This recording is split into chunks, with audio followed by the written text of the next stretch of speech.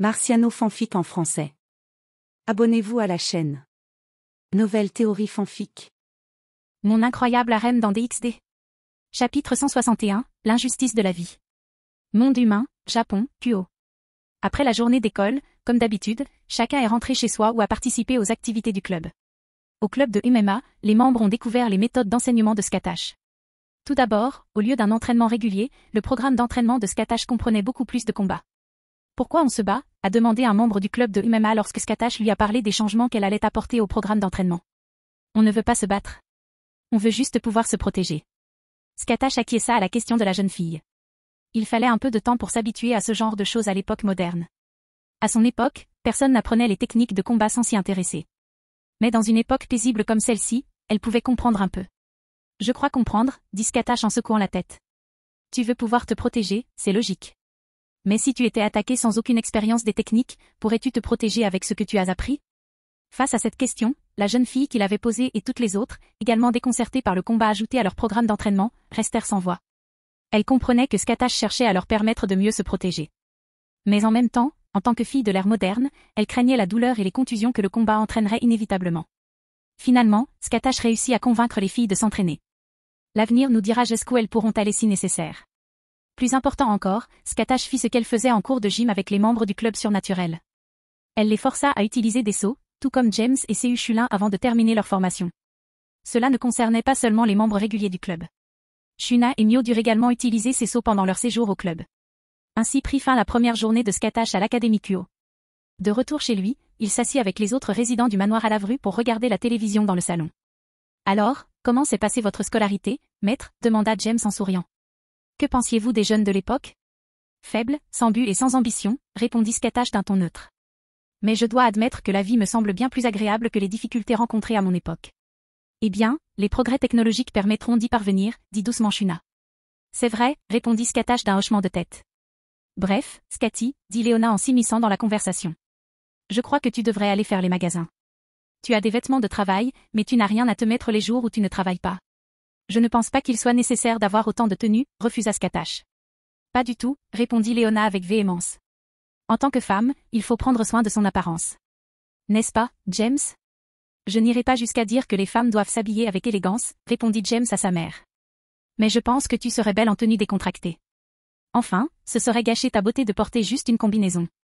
En entendant le commentaire de James, Misor, Moka, Shuna et Shion acquiescèrent d'un signe de tête. Shion n'était pas particulièrement intéressée par la mode, mais elle trouvait dommage que Skatash ne s'habille pas plus. Voyant qu'elle était en infériorité numérique, Skatash décida de céder. D'accord, si vous le dites tous, dit Skatash. Puis elle regarda James. Puisque tu penses que je devrais m'habiller différemment, mon disciple, je suppose que tu as l'intention de m'accompagner faire du shopping, n'est-ce pas? À cet instant, James se figea. Il n'était pas certain que Skatash fût l'un de ces redoutables démons du shopping. Mais son instinct le harcelait. Malheureusement, en tant qu'instigateur, il ne pouvait refuser la demande de Skatash. Du moins, pas cette fois. Bien sûr, dit James d'un ton théâtral, une goutte de sueur perlant sur son front. Ce serait un honneur de vous accompagner. Voyant la sueur perler sur le front de James, tout le monde s'efforça de retenir son rire. Au fil des ans, James n'avait jamais caché sa peur de faire du shopping avec des femmes. Cependant, cette fois-ci, il ne pouvait pas courir. Seu Chulin, quant à lui, riait hystériquement intérieurement. Je peux enfin t'imaginer sacrifié au démon du shopping, pensa Seu Chulin. Et mon instinct me dit que le maître est le seigneur démon du shopping. J'ai hâte de te voir souffrir, James. Dès que Seu Chulin eut terminé sa réflexion, James regarda dans sa direction. Après avoir croisé son regard, Seu Chulin sourit. Puis, du regard, il dit, le karma est enfin venu te mordre les fesses. Comprenant ce que Seu Chulin disait par son regard, James serra les dents. Puis il répondit par son propre regard. Ne t'inquiète pas, Lancé, dit James du regard. Tu auras ce que tu mérites pour t'être moqué de moi. Seu Chulin regarda James avec dédain avant qu'ils ne rompent tous les deux le contact visuel simultanément. Fini les courses, dit Shion d'un ton sec. Maître Skatash, pourriez-vous vous entraîner avec moi? Je veux vraiment améliorer mon escrime. Je m'en fiche, dit calmement Skatash avant de se lever du canapé et de commencer à marcher vers l'arrière-cour. Oui, s'exclama Shion avant de se lever et de courir pour suivre Skatash. Le reste du groupe regarda simplement Shion et Skatash partir. Puis, Léona, Misor, Moka et Shuna tournèrent leur attention vers James. Ce sera donc ton premier rendez-vous avec Skati, n'est-ce pas? Demanda Léona avec enthousiasme. Je ne sais pas si je peux appeler ça un rendez-vous, dit James avec un sourire ironique. Enfin, si le maître ne le voit pas comme ça, j'aurais l'air d'un idiot d'en faire tout un plat. Oui, tu as probablement raison, répondit Léona. Alors va lui demander. Non, répondit James. Je ne me souviens pas de grand-chose de la conversation, car j'étais à peine conscient. Mais je suis presque sûr d'avoir dit que je laisserais à maître le temps de réfléchir à son souhait de faire partie de mon harem. Tu lui en as parlé, demanda Léona d'un ton légèrement surpris. Tu es plus courageuse que je ne le pensais. Ouais, maintenant que j'y pense, dit James, le dos couvert de sueur froide. Moi aussi, j'étais allongée sur ses genoux à ce moment-là. Bien qu'ils aient été choqués par l'audace de James, ils ont été encore plus surpris lorsque Scatash lui a donné un coussin pour les genoux. Quand est-ce arrivé demanda Mocha avec curiosité. C'était notre dernière nuit à Shadowland, répondit James. C'est pour ça que tu m'as dit que tu veillerais sur moi cette nuit-là demanda Shuna, distraite. Que veux-tu dire demanda Mizor. Eh bien, si tu te souviens bien, j'étais la dernière d'entre nous à retourner à la salle commune du château, n'est-ce pas demanda Shuna, préférant le commentaire qu'elle s'apprêtait à faire. Quand nous sommes tous partis regagner nos chambres, Maître Scatash m'a dit de me reposer et qu'elle veillerait sur James cette nuit-là. Les yeux de tout le monde s'écarquillèrent en entendant l'histoire de Shuna. Et quand j'ai dit que je m'occuperais bien de James, dit Shuna, les joues rouges. Elle a insisté sur le fait que j'avais besoin de repos plus que quiconque. Waouh, Scatty est intelligent, dit Léona avec un sourire malicieux. Les autres filles hochèrent la tête. Même James commençait à comprendre quelque chose. Remarquant qu'il était plongé dans une profonde contemplation, Léona et les filles tournèrent leur attention vers lui, déterminées à entendre ce qu'il pensait. Alors, elle veut que je prenne l'initiative, hein, murmura James. Il semble que oui, dit Léona. Puis le silence retomba dans la pièce. Pendant ce temps, Sehuchulin observait la situation avec confusion. Comment James est-il passé du statut de sacrifice au démon du shopping à celui de rencontre avec le maître, se demanda Sehuchulin. Quoi qu'il en soit, il faudra se préoccuper de rencontrer le maître après la signature du traité d'alliance, dit James en souriant. Je détesterais devoir tuer quelqu'un parce qu'il a gâché notre rendez-vous. Bien que James souriait, tous les présents savaient qu'il ne plaisantait pas en disant qu'il tuerait quiconque interromprait la réunion. Alors, au lieu de commenter sa déclaration, tout le monde hocha simplement la tête. Mizor, Mocha et Shuna, quant à eux, trouvèrent l'attitude dominatrice de James séduisante. Finalement, Shuna prit la parole sans réfléchir. Moi aussi, je veux aller à un rendez-vous, dit Shuna distraitement. La salle retomba dans le silence après la déclaration de Shuna. Puis, remarquant que tout le monde la regardait avec des sourires bienveillants, elle rougit instantanément. Je me demandais quand tu prendrais ta décision, dit Léona. Oui, j'ai attendu avant de faire quoi que ce soit parce que j'ai compris qu'elle n'était pas sûre. James hocha la tête. Je crois que je dois prévoir 2 rendez-vous maintenant. Shuna est si mignonne, a déclaré Mocha. Oui, elle est totalement adorable, a déclaré Mizor avec enthousiasme. Tandis que tout le monde en parlait, de la vapeur monta de sa tête. Shuna s'évanouit et tomba sur Mocha, assise à côté d'elle. Peut-être que c'était trop pour elle, dit Léona en souriant à Shuna, désormais inconsciente. Tu crois demanda James en levant les yeux au ciel. James se leva alors et s'approcha de Shuna. Arrivé à sa hauteur, il se pencha et prit la princesse Oni qui portait une princesse. Puis il l'escorta jusqu'à sa chambre. Je vais la mettre au lit, dit James en montant les escaliers. Pendant que James portait Shuna à l'étage, Léona, Mizor et Mocha retournèrent regarder la télévision. Cependant, Sehuchulin était complètement agressé. Pourquoi est-ce si facile pour lui, se demanda Sehuchulin. Je veux dire, j'avais l'impression de devoir faire tout ce que je pouvais pour être avec Tsubaki. Faire plus d'efforts aurait été trop. Mais James ne semble même pas l'essayer. Pourquoi la vie est-elle si injuste? Naturellement, personne ne savait ce que Sehuchulin pensait. Cependant, même s'il le savait, il se contenterait de lever les yeux au ciel. Ce n'est un secret pour personne que Sehuchulin avait tendance à mettre les pieds dans le plat. Alors, forcément, il aurait du mal à plaire aux filles. Quelques minutes plus tard, James descendit seul les escaliers. Il se rassit ensuite à sa place et regarda tout le monde autour de lui avant de prendre la parole. Il faut qu'on intensifie encore notre entraînement, dit James d'un ton sérieux. La brigade du chaos nous a attaqués une fois. Heureusement, Ajuka était là. Mais sans lui, la situation aurait été bien pire. Mais tu aurais pu prendre ce vieux Satan, non? Demanda Mizor avec curiosité. Probablement, répondit James. Mais je doute qu'il soit le membre le plus fort de la brigade du chaos.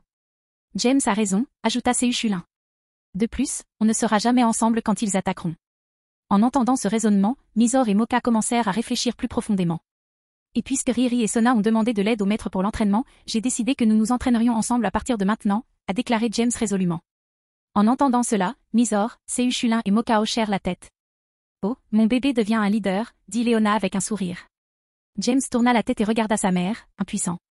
Maman, tu dois vraiment gâcher l'ambiance comme ça, demanda James.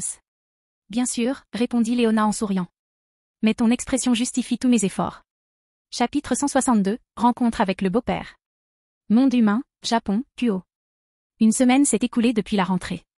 Cette semaine-là, le nombre de plaintes concernant les cours d'éducation physique a considérablement augmenté. Cependant, comme personne n'a été blessé, l'école a ignoré les plaintes. À vrai dire, avec les démons qui contrôlaient l'école, il est fort probable que les plaintes auraient été ignorées, même si quelqu'un avait été blessé. Il y a de fortes chances qu'ils aient été guéris et que leur souvenir de l'incident ait été effacé. Il y a cependant un point important à retenir. Depuis que Skatash enseigne l'éducation physique, les élèves pratiquant des sports ont constaté que leurs séances d'entraînement étaient plus efficaces. De plus, en une semaine seulement, Skatash a transformé l'état d'esprit de la plupart des filles du club de MMA. Bien qu'elles ne soient pas des combattantes expérimentées, leur attitude face au combat, notamment en matière de protection, a considérablement évolué. De plus, beaucoup d'entre elles ont commencé à idolâtrer Skatash. Maître, essayez-vous de ramener la culture guerrière à notre époque, demanda James à Skatash avec curiosité alors qu'il quittait la salle de MMA après un après-midi d'activité. Je veux dire, ces filles vont faire peur aux gens dans la rue. Skatash sourit légèrement. Puis elle se retourna et commença à s'éloigner. Beaucoup pourraient penser que j'exagère, a déclaré Skatash sans céder. Mais s'ils exercent suffisamment de pression, tout criminel ou personnage viril qui pourrait leur nuire devra réfléchir à deux fois avant de commettre un acte insidieux. Eh bien, tu n'as pas tort, dit James en rattrapant rapidement Skatash. Mais avec des auras intimidantes comme celles qu'elles ont maintenant, il leur sera difficile de trouver un petit ami, tu sais. Un homme qui ne peut pas gérer cette aura de confiance n'est pas digne de quiconque que j'ai personnellement encadré, a déclaré Skatash fièrement. J'ai le sentiment que le maître confond soif de sang et confiance, pensa James en gardant le sourire. Mais j'ai le sentiment que garder cette pensée pour moi est la meilleure chose à faire. Sur ce, James et Skatash continuèrent de discuter en rentrant chez eux. Cependant, en traversant l'une des rues les plus fréquentées du chemin, ils aperçurent des visages familiers, Odin, Roswes et un homme d'âge mûr aux cheveux et à la barbe noire. Et, Seigneur Odin, cria James en voyant le trio sortir d'une boutique de souvenirs. Je ne m'attendais pas à vous voir ici. Lorsqu'ils entendirent quelqu'un appeler Odin, le trio se tourna vers la voix. Odin et Roswes furent agréablement surpris de voir qu'il s'agissait de Jam, car il les avait marqués. L'homme d'âge moyen, cependant, regarda James comme s'il avait trouvé un ennemi de toujours. Sentant l'hostilité de l'homme d'âge moyen, James fronça légèrement les sourcils. Puis il le regarda dans les yeux. Après un moment, il prit la parole. « Je suppose que tu me connais, ou que tu me connais ?» demanda James à l'homme d'âge moyen. « Mais je ne comprends pas pourquoi tu me regardes comme ça. Alors, tu veux te présenter ?» Cependant, après que James se soit approché de lui, l'homme d'âge moyen ne dit rien. Il continua de le fixer du regard, débordant d'hostilité. Voyant cela, Odin et Roswes furent déconcertés. Odin décida alors de tenter de calmer la situation. « James, voici l'escorte qu'Azazel nous a réservée, » dit Odin, essayant de ne pas laisser la situation dégénérer en bagarre. Il fait partie du groupe Grigori, Barakiel. Dès qu'il entendit le nom de Barakiel, les yeux de James s'écarquillèrent un instant. Puis, un ricanement apparut sur son visage. « Maintenant, je comprends, » dit James avec dédain. « Tu es juste contrarié que je m'occupe mieux de ta fille que toi, hein ?» Odin et Roswes furent surpris. Ils ne s'attendaient pas à ce que James leur rende une telle hostilité en entendant le nom de Barakiel. Barakiel, quant à lui, écarquilla les yeux, tout comme James en entendant son nom. « Qu'est-ce que tu as dit, petit salaud ?» rugit Barakiel avec colère. « Mais à qui crois-tu parler ?»« Un père maltraité qui n'a jamais pris soin de sa fille après le décès de sa femme, » répondit James d'un hochement de tête, l'air innocent. L'atmosphère se figea après le commentaire de James. Skatash, Odin et Roswes sentaient la colère émaner des deux hommes. Barakiel se mit alors à trembler de rage. « Tu n'y connais rien, espèce de merde » hurla Barakiel. « J'ai tout fait pour Akeno et Shuri. Ce n'est pas ma faute si le clan Imujima a attaqué pendant que j'étais en mission. »« Tu as raison, » dit James en hochant calmement la tête en signe d'accord. Barakiel fut surpris que James soit d'accord avec lui. Cependant, James ne lui laissa pas le temps de reprendre la parole. « Mais qu'as-tu fait quand Akeno s'est retrouvée orpheline à travers le Japon après ce jour-là » demanda James sèchement, les yeux plissés. « À 10 ans, elle a voyagé seule à travers le Japon pendant près d'1 an. Où étais-tu alors ? Et où étais-tu quand le clan Imujima l'a trouvée et a failli la tuer ?» Tandis que James continuait d'interroger Barakiel, son pouvoir démoniaque commença à se manifester. Sentant l'air vibrer sous sa présence, Barakiel écarquilla les yeux. Puis, ses épaules s'affaissèrent lorsque James mentionna l'état d'Akeno après la mort de Shuri. « Et ne me dites pas que vous n'avez pas réussi à la retrouver, » dit James avec colère. « Je ne sais pas ce que vous faisiez pour mettre votre fille en danger pendant si longtemps, et pour être honnête, je m'en fiche. Mais je sais que c'est moi qui l'ai sauvée d'une mort certaine aux mains du clan Imujima. » En entendant cela, Barakiel se sentit encore plus découragé. Cependant, James continua. « Normalement, un père a le droit de détester les petits amis de sa fille, etc., dit James avec une expression indifférente. Malheureusement, tu n'as pas ce droit. Si tu avais été père quand Akeno avait le plus besoin de toi, elle t'aurait peut-être laissé exprimer ta colère d'avoir perdu ta fille. Malheureusement, tu l'as laissée partir seule il y a des années. » Sur ces mots, James s'éloigna tandis que Barakiel baissait la tête et serrait les dents. Naturellement, Scatash suivit James. Après le départ de James et Scatash, Odin soupira. Puis, il regarda Barakiel, visiblement déprimé, et secoua la tête. Eh bien, ça ne s'est pas passé comme je l'avais prévu, dit Odin, puis il se dirigea vers le prochain endroit qui lui semblait intéressant. Allez, on y va. Roswes suivit James du regard, mais elle était quelque peu émue par la colère de James envers sa petite amie, même si c'était son père. Barakiel, quant à lui, suivit Odin et Roswes, son expression passant de la colère à la culpabilité, puis inversement. Pendant ce temps, James et Scatash rentrèrent chez eux en silence pendant un moment. Finalement, James rompit le silence. Bon sang, s'exclama James avec colère. Je crois que j'ai mis les pieds dans le plat. Mais quand je repense à tout ce qu'Akeno a enduré parce qu'elle était un fantôme pendant si longtemps, j'ai perdu mon sang-froid. C'est compréhensible, mon disciple, répondit Scatash. Si tu pouvais rester calme face à quelqu'un qui traite ainsi quelqu'un qui te tient à cœur, ce serait encore plus inquiétant. Je comprends ce que vous voulez dire, maître, dit James, toujours en fronçant les sourcils. Mais cette fois, je crois que j'ai exagéré. Il faut que je parle au moins à Akeno de ce qui s'est passé. Je suis d'accord. Scatash hocha la tête. Je pense que tu devrais lui parler au plus vite. James hocha la tête, pensant la même chose. Puis, sans hésiter, il sortit son smartphone de sa poche et composa le numéro d'Akeno. Sonnerie. Sonnerie. Sonnerie. Bonjour, James, dit Akeno avec un sourire. Akeno, es-tu rentré demanda James d'un ton solennel. Oui, répondit nerveusement Akeno en entendant le ton de James. Quelque chose ne va pas? James resta silencieux un moment après avoir entendu la question d'Akeno. Soupir. Oui, dit James d'un ton las. J'ai quelque chose d'important à te dire. Je rentre de l'école. Je passerai chez Riri avant de rentrer. C'est bon, dit Akeno d'un ton où se mêlait une certaine peur. À bientôt, dit James, sans remarquer le ton d'Akeno. À plus tard, répondit Akeno avant de mettre fin à l'appel. James remit son téléphone dans sa poche dès son arrivée dans le quartier où se trouvait sa maison avec Scatash. Quelques minutes plus tard, il passait devant la maison de Ria. D'accord, je vais voir Akeno, dit James en s'arrêtant devant la maison de Ria. Tout va bien, répondit Scatash d'un hochement de tête. Sans s'arrêter, Scatash continua sa route vers le manoir à Lavru.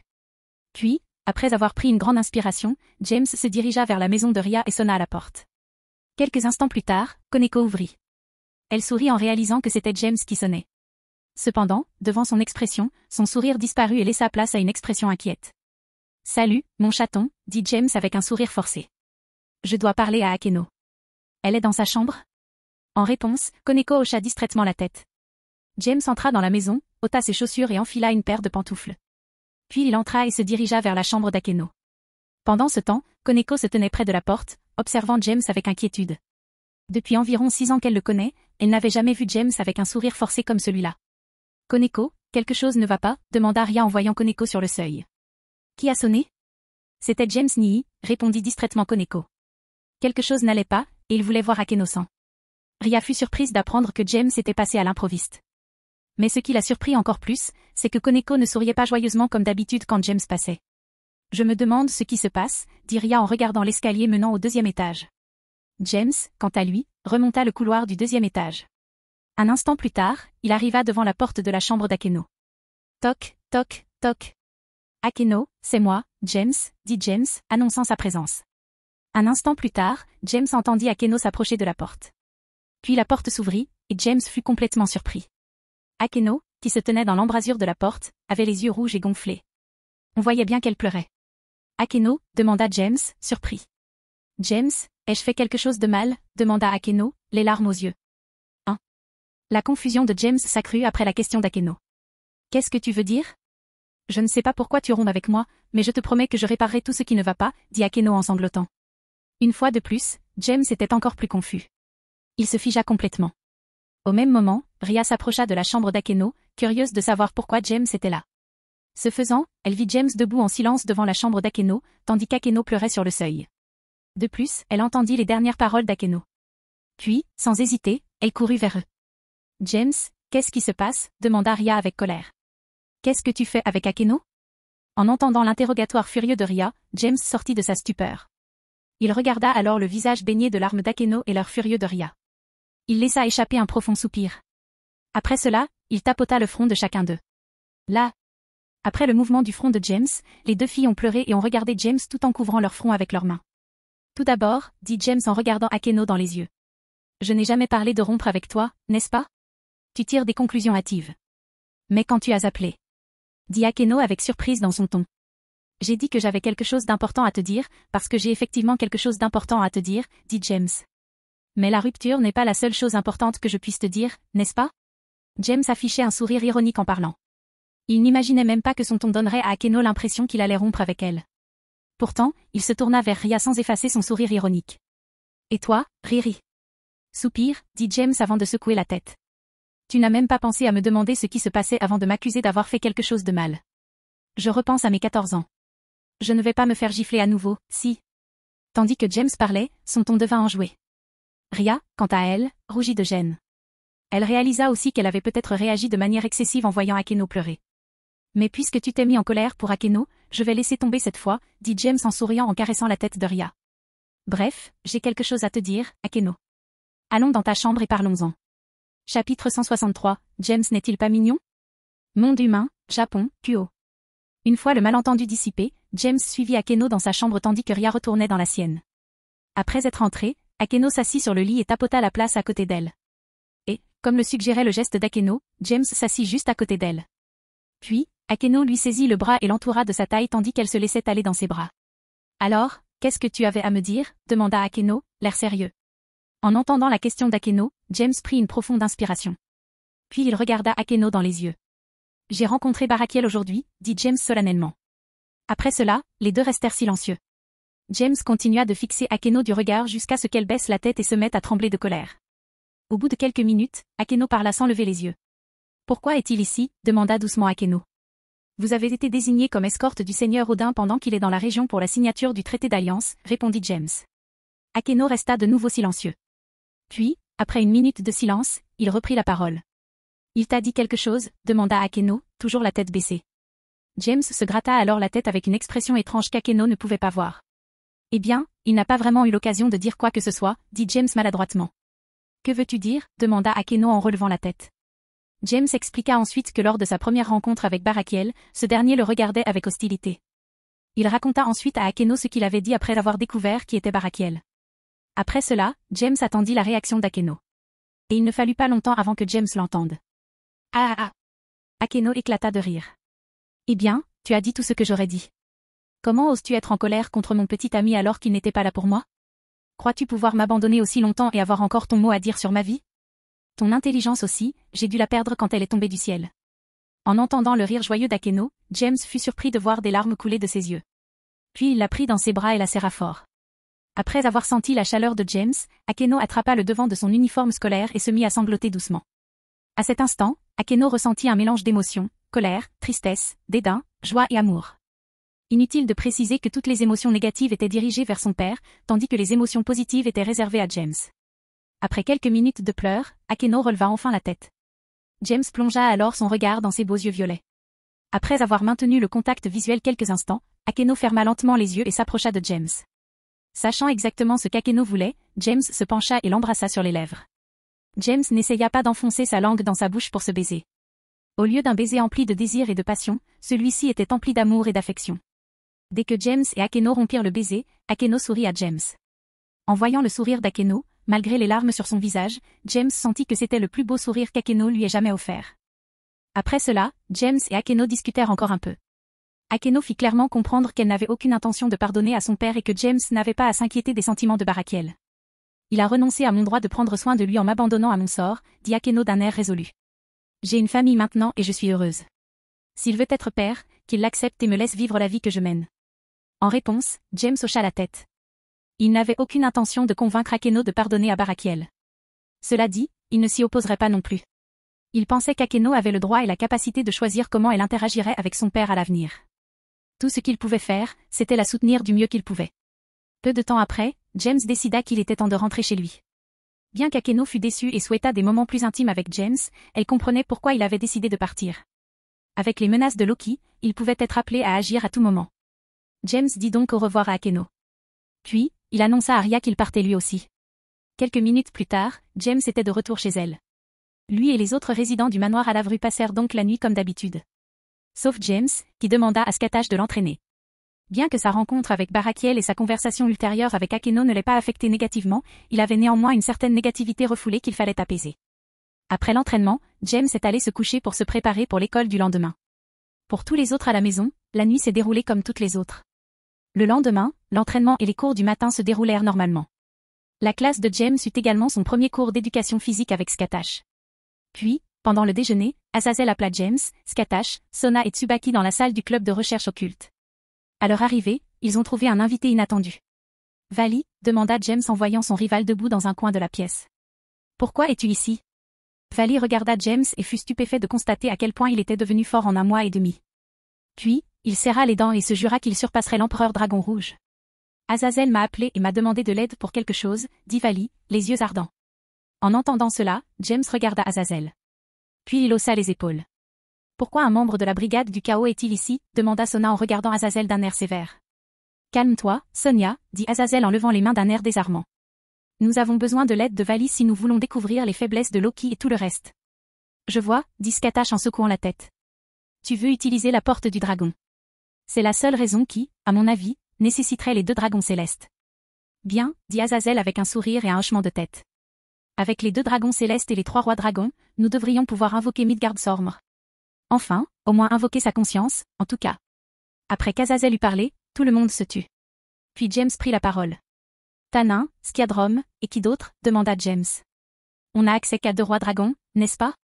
En fait, tu te souviens quand je t'ai demandé de dire à Sagi de se tenir prêt pour mon appel ?» demanda Azazel. « Oui, tu as dit quelque chose à ce sujet après la première rencontre avec Lord Odin, » répondit James. « C'est exact, » dit Azazel en hochant la tête. « Comme tu le sais sûrement, le Sacred Gear de Sagi, Absorption Line, est l'un des 4 Sacred Gear créés à partir du dragon prisonnier, Vritra, n'est-ce pas ? » Tous les présents hochèrent la tête. Issei l'ignorait, mais il acquiesça quand même pour ne pas paraître absent. « Eh bien, chez Grigori, nous venons de mettre la main sur la dernière des 4 pièces de Vritra, » dit Azazel. « Donc, si nous intégrons le reste de ces engrenages sacrés à Sagi, nous pourrons ressusciter l'âme de Vritra. » Après avoir entendu cela, tout le monde fut surpris.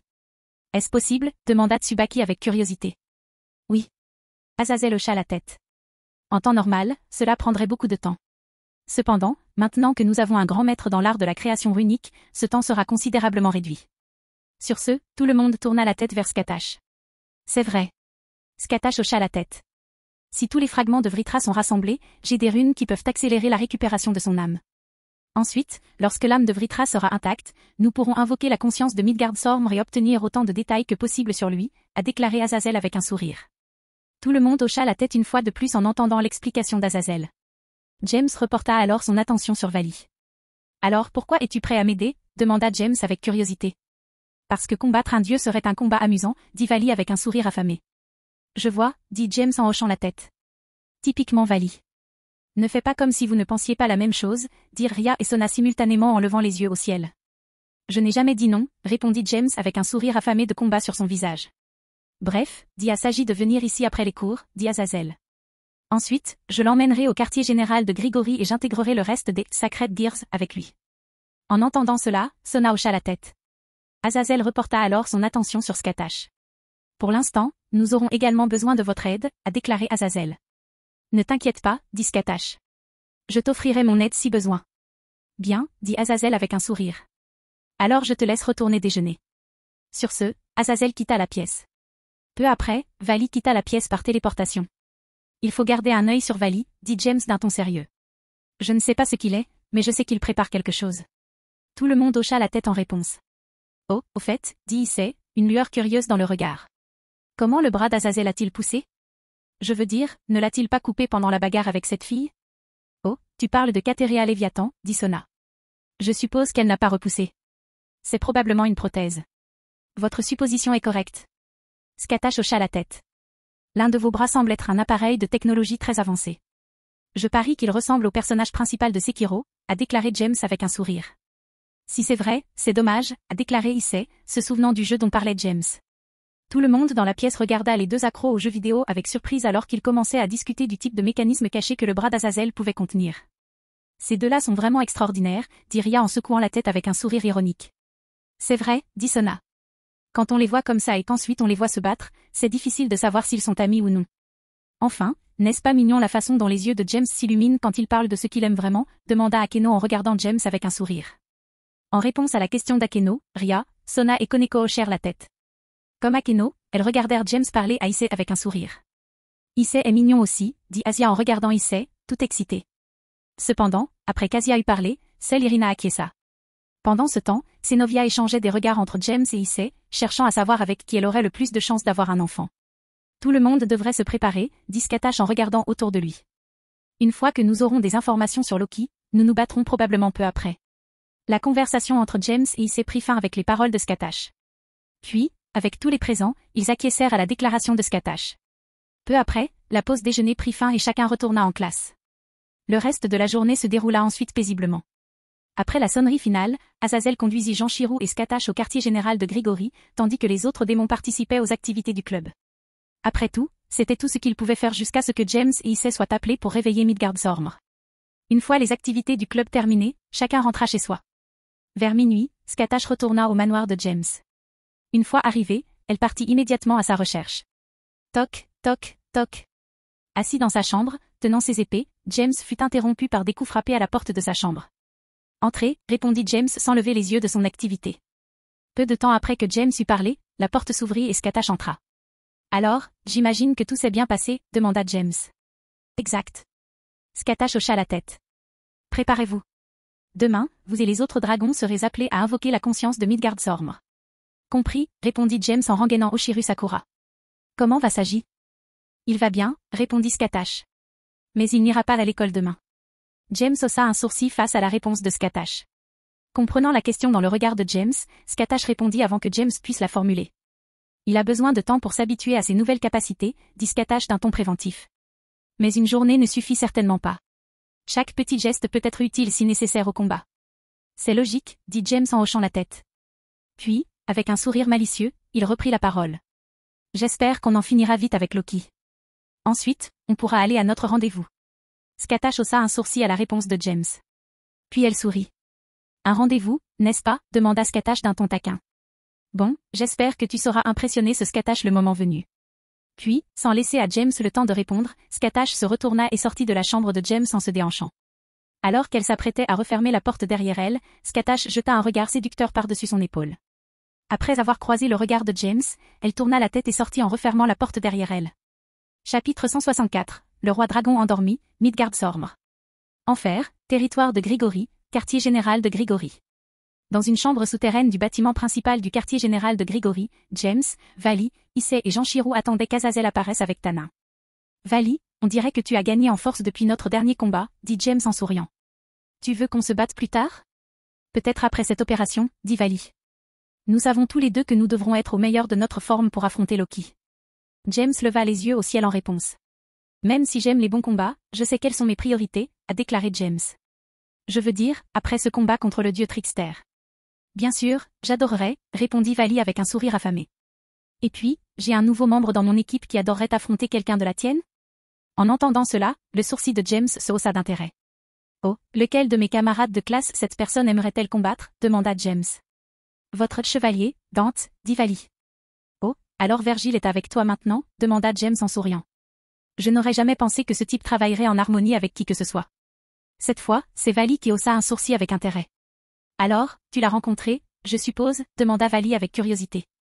Oui, après tout, c'est moi qui ai résolu l'incident de Temenigru, répondit James avec un sourire. Oh oui, j'avais oublié ça, répondit Vali. Pendant ce temps, debout sur le côté, Issei et Janshiro regardaient James et Vali avec confusion. Tu as une idée de ce dont ils parlent? Demanda Issei d'un ton confus. Aucune idée, dit Janshiro en secouant la tête. Je veux aussi savoir pourquoi ces deux-là semblent si amicaux. Enfin, Vali ne fait-il pas partie de la brigade du chaos? James Sampé lui a botté le cul la dernière fois, ajouta Issei. Après avoir entendu la dernière question d'Issei, les sourcils de Vali se mirent à frémir involontairement. Bien qu'il reconnaisse sa défaite contre James lors de la réunion de paix il y a 2 mois, il n'aime pas entendre les autres en parler. Remarquant le changement dans l'expression de Vali, James sourit. Qu'est-ce qui ne va pas? Demanda James avec un sourire suffisant. Ont-ils dit quelque chose avec lequel tu n'es pas d'accord? Au lieu de répondre, Vali se contenta de lancer un regard irrité à James. Cependant, avant que James ne puisse provoquer Vali davantage, la porte de la chambre souterraine s'ouvrit. Par la porte ouverte, Azazel et un dragon de taille humaine entrèrent dans la pièce.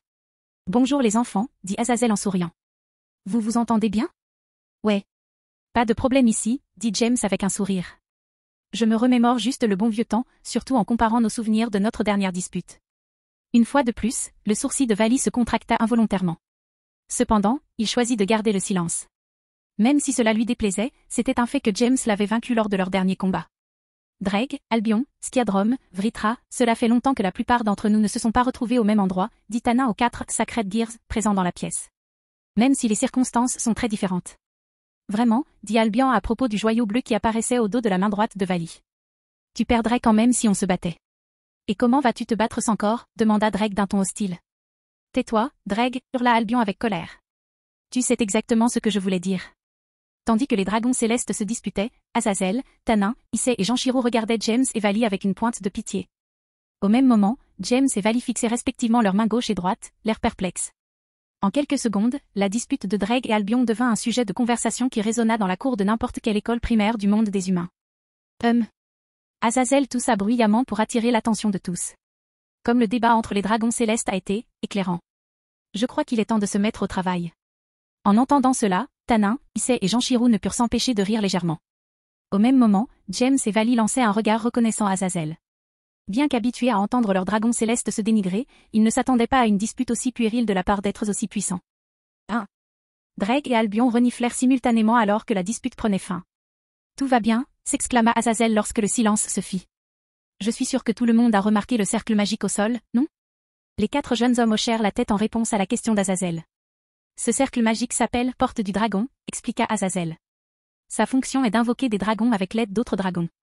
Je sais que ça simplifie un peu les choses, mais j'ai entendu dire que certains enfants ne comprendraient pas la longue introduction, alors je les zappais.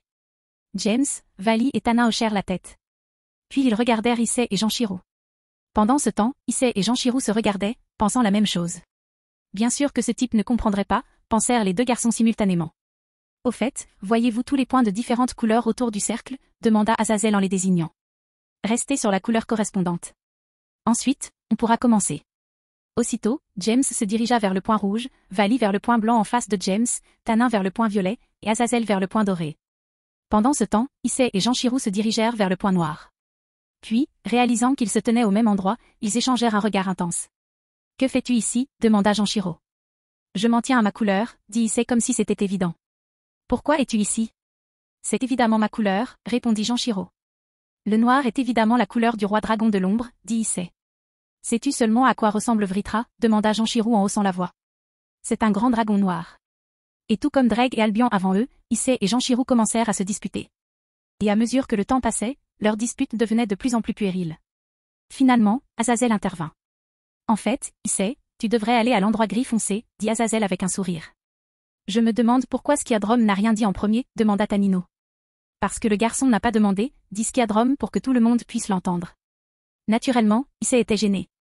Cependant, au lieu d'attaquer Skiadrom, ce qu'il savait inutile, Issei marcha silencieusement vers le point gris foncé. Une fois que tout le monde fut là où il était censé être, Azazel parla une fois de plus. Maintenant, canalisez votre aura draconique jusqu'au point où vous vous trouvez. Elle se transférera automatiquement au cercle magique à chaque point, expliqua Azazel. Ensuite, ce sera à Dreg et Albion de réciter l'incantation d'invocation pour Midgardsormr. Tout comme Azazel l'avait ordonné, les 6 canalisèrent l'aura draconique dans les points colorés sur lesquels ils se tenaient. Dis-le, Azazel s'en sait, dit James en canalisant son aura avec un sourire. Quel dragon, Sacred Gear, possèdes-tu et participes-tu à ça? Je suis sûr que Big G n'était pas un grand fan de dragons, pas vrai? Oh, j'ai le noyau de Fafnir, dit Azazel en sortant un joyau noir d'une des poches intérieures. C'est le noyau de mon Sacred Gear artificiel, la lance du dragon de la chute. Ah oui, celle que tu as utilisée lors du combat contre Katerea Léviathan, dit James en hochant la tête. Assez parlé, dit Dreg, interrompant la conversation. Il est temps. La salle resta silencieuse un instant. Après cela, Dreg et Albion commencèrent à chanter dans une langue ancienne. Bien que tous puissent comprendre ce qu'ils disaient grâce à leur capacité linguistique, Tanin était le seul à pouvoir prononcer les mots grâce aux cordes vocales uniques des dragons. Après ce qui sembla des heures, mais qui ne dura en réalité que 2 minutes, le cercle magique s'illumina vivement. Puis, une fois la lumière atténuée, un dragon oriental gris translucide mesurant entre 1640 et 1969 pieds, environ 500-1600 mètres, s'enroula autour de la pièce. Ce dragon était si grand que des parties de son corps transperçaient les murs. « Et, Skiadrom » s'exclama Issei après avoir vu Midgardsormr. « Il est gris aussi. » Alors comment aurais-je pu savoir que c'était un point gris? Tu es stupide et distrait, dit Skiadrom d'un ton fatigué. Tu ne vois pas qu'il y a 2 coupes grises? Une sombre, là où tu es, et une claire. En regardant autour de lui, Issei comprit que ce que Skiadrom disait était vrai. Puis, honteux, il baissa la tête. Ronflement. Quelques instants après l'invocation, un ronflement se fit entendre. Et ce n'était pas un ronflement ordinaire, il était suffisamment fort pour faire trembler toute la chambre souterraine. Et, par conséquent, tout le complexe situé au-dessus. Waouh, ce type peut scier des bûches avec les meilleurs d'entre eux, s'exclama James après avoir entendu Midgardsorm ronfler. Vraiment, partenaire? C'est la première chose qui me vient à l'esprit après ça, répondit Drake d'un ton incrédule. Décidant d'interrompre la stupide conversation de James et Drake, Albion cria depuis le Sacred Gear de Vali. Midgardsorm.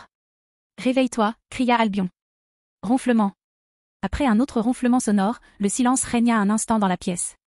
Puis, Drake éclata de rire. Ah ah ah. Le rire de Drake résonna dans la salle. J'imagine que tu n'es pas aussi intimidant que tu le penses, hein, Albion. Après les moqueries de Drake, bien qu'Albion fût édenté en raison de son absence de corps physique, tout le monde jura entendre Albion grincer des dents de colère. Cependant, ce qui choqua encore plus tout le monde fut le fait qu'après avoir entendu le rire de Drake, Midgardsorm se mit à bouger. MMM. Pourquoi tout ce tapage? Demanda Midgardsorm, hébété. C'est déjà l'heure du Ragnarok? Ah ah ah. Cette fois, ce fut au tour d'Albion de rire. Regarde, Drake, ton rire est tellement dégoûtant qu'il peut même réveiller les morts. Tout comme en Albion auparavant, tout le monde jurait entendre le grincement des dents de Drake. Puis, James et Vali se regardèrent et eurent la même pensée stupide. Est-ce qu'ils fabriquent des dentiers avec des âmes de dragon? Après que Drake et Albion se soient disputés un moment, Midgardsorm a profité de ce moment pour inspecter son environnement. C'est toi? Drake? Albion, demanda Midgardsorm avec curiosité. Tanin, Skiadrom et Vritra sont là aussi? Oh, et j'ai l'impression que Fafi est dans le coin aussi. Après avoir constaté que Midgardsorm était parfaitement réveillé, Tanin en profita pour expliquer pourquoi ils avaient invoqué sa conscience et ce qu'ils attendaient de lui. Il s'avéra que Loki était le créateur, ou le père, de Midgardsorm. Par conséquent, Midgardsorm en savait long sur Loki, faisant de lui le meilleur choix pour déterrer des informations. Hochant la tête de temps en temps à l'explication de Tanin, Midgardsorm finit par se taire, songeur. Puis, au bout d'une minute environ. Ronflement. Bon sang, espèce de fainéant, hurla Skiadrom avec colère. Accord. Quoi? Où suis-je? Demanda Midgardsorm, confus. Puis Midgardsorm regarda autour de lui et se souvint de ce qu'il faisait avant de se rendormir. Oh oui, répondit Midgardsorm. Je ne sais pas grand-chose de ce qui est arrivé à Papa ces 4 derniers siècles. Mais je sais qu'il a libéré Big Brother et l'a remplacé par un clone. Ça veut dire qu'on va devoir s'attendre à avoir affaire à Fenrir aussi, hein, dit Azazel d'un air solennel.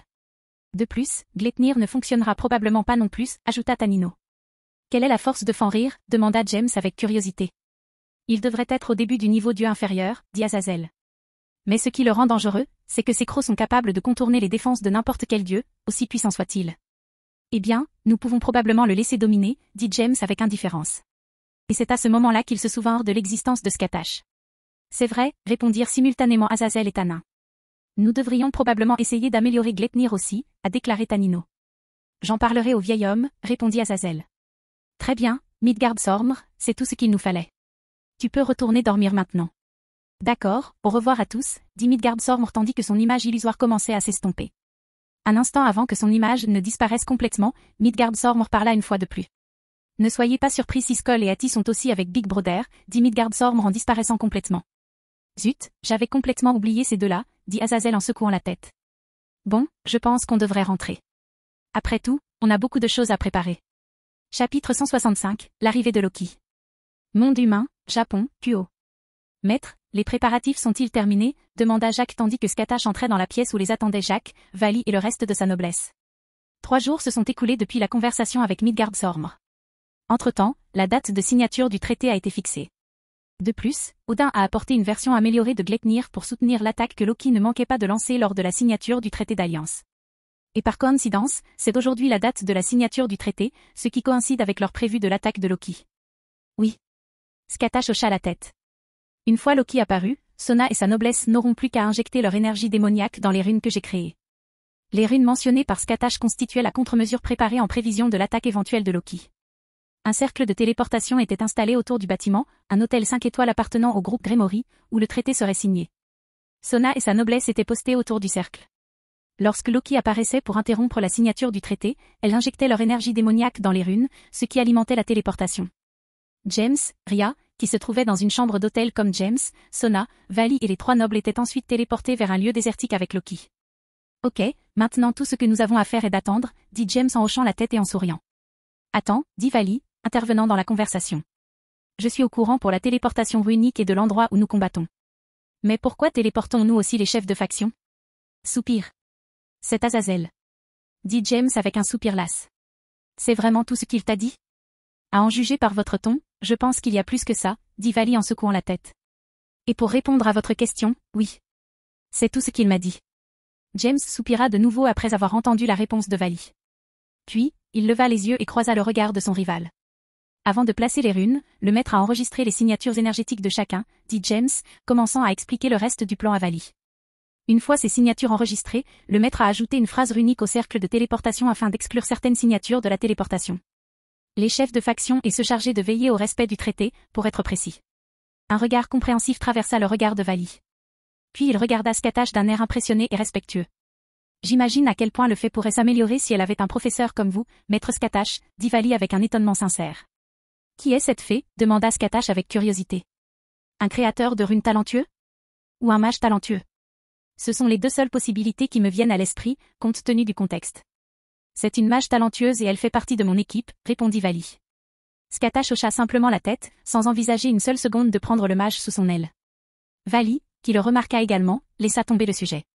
Oh, eh bien, Arthur ne peut pas m'en vouloir, pensa Vali avec un haussement d'épaule. J'ai essayé de faire quelque chose de gentil pour sa petite sœur. Mais le résultat ne m'importait pas vraiment. Sur ce, James, Vali et ses pairs discutèrent jusqu'à l'arrivée des chefs de faction. Dès l'arrivée du premier chef, Sirzek et Serafal, James, Ria et Sona furent prévenus. Puis, avec leurs compagnons, tous furent en état d'alerte maximale. Quelques minutes plus tard, un éclair lumineux apparut devant l'entrée de l'hôtel. Lorsque l'éclair s'éteignit, Michael apparut dans sa tenue habituelle. Un instant plus tard, il entra dans l'hôtel et se dirigea vers la salle de réunion. Il est minuit, dit James, exaspéré. Les gens au paradis sont-ils obligés de faire des choses pour attirer l'attention, quoi qu'il arrive? En entendant la plainte de James, Skatash rit. Je comprends ton agacement, mon disciple, dit Skatash. Mais sache que ce flash ne peut être perçu que par les personnes dotées d'une sensibilité surnaturelle élevée. Ainsi, au lieu d'attirer l'attention, il plonge dans l'illusion tous ceux qui ont une faible sensibilité surnaturelle. Oh, s'exclama James avec intérêt. Puis il fit signe à Skatash de continuer.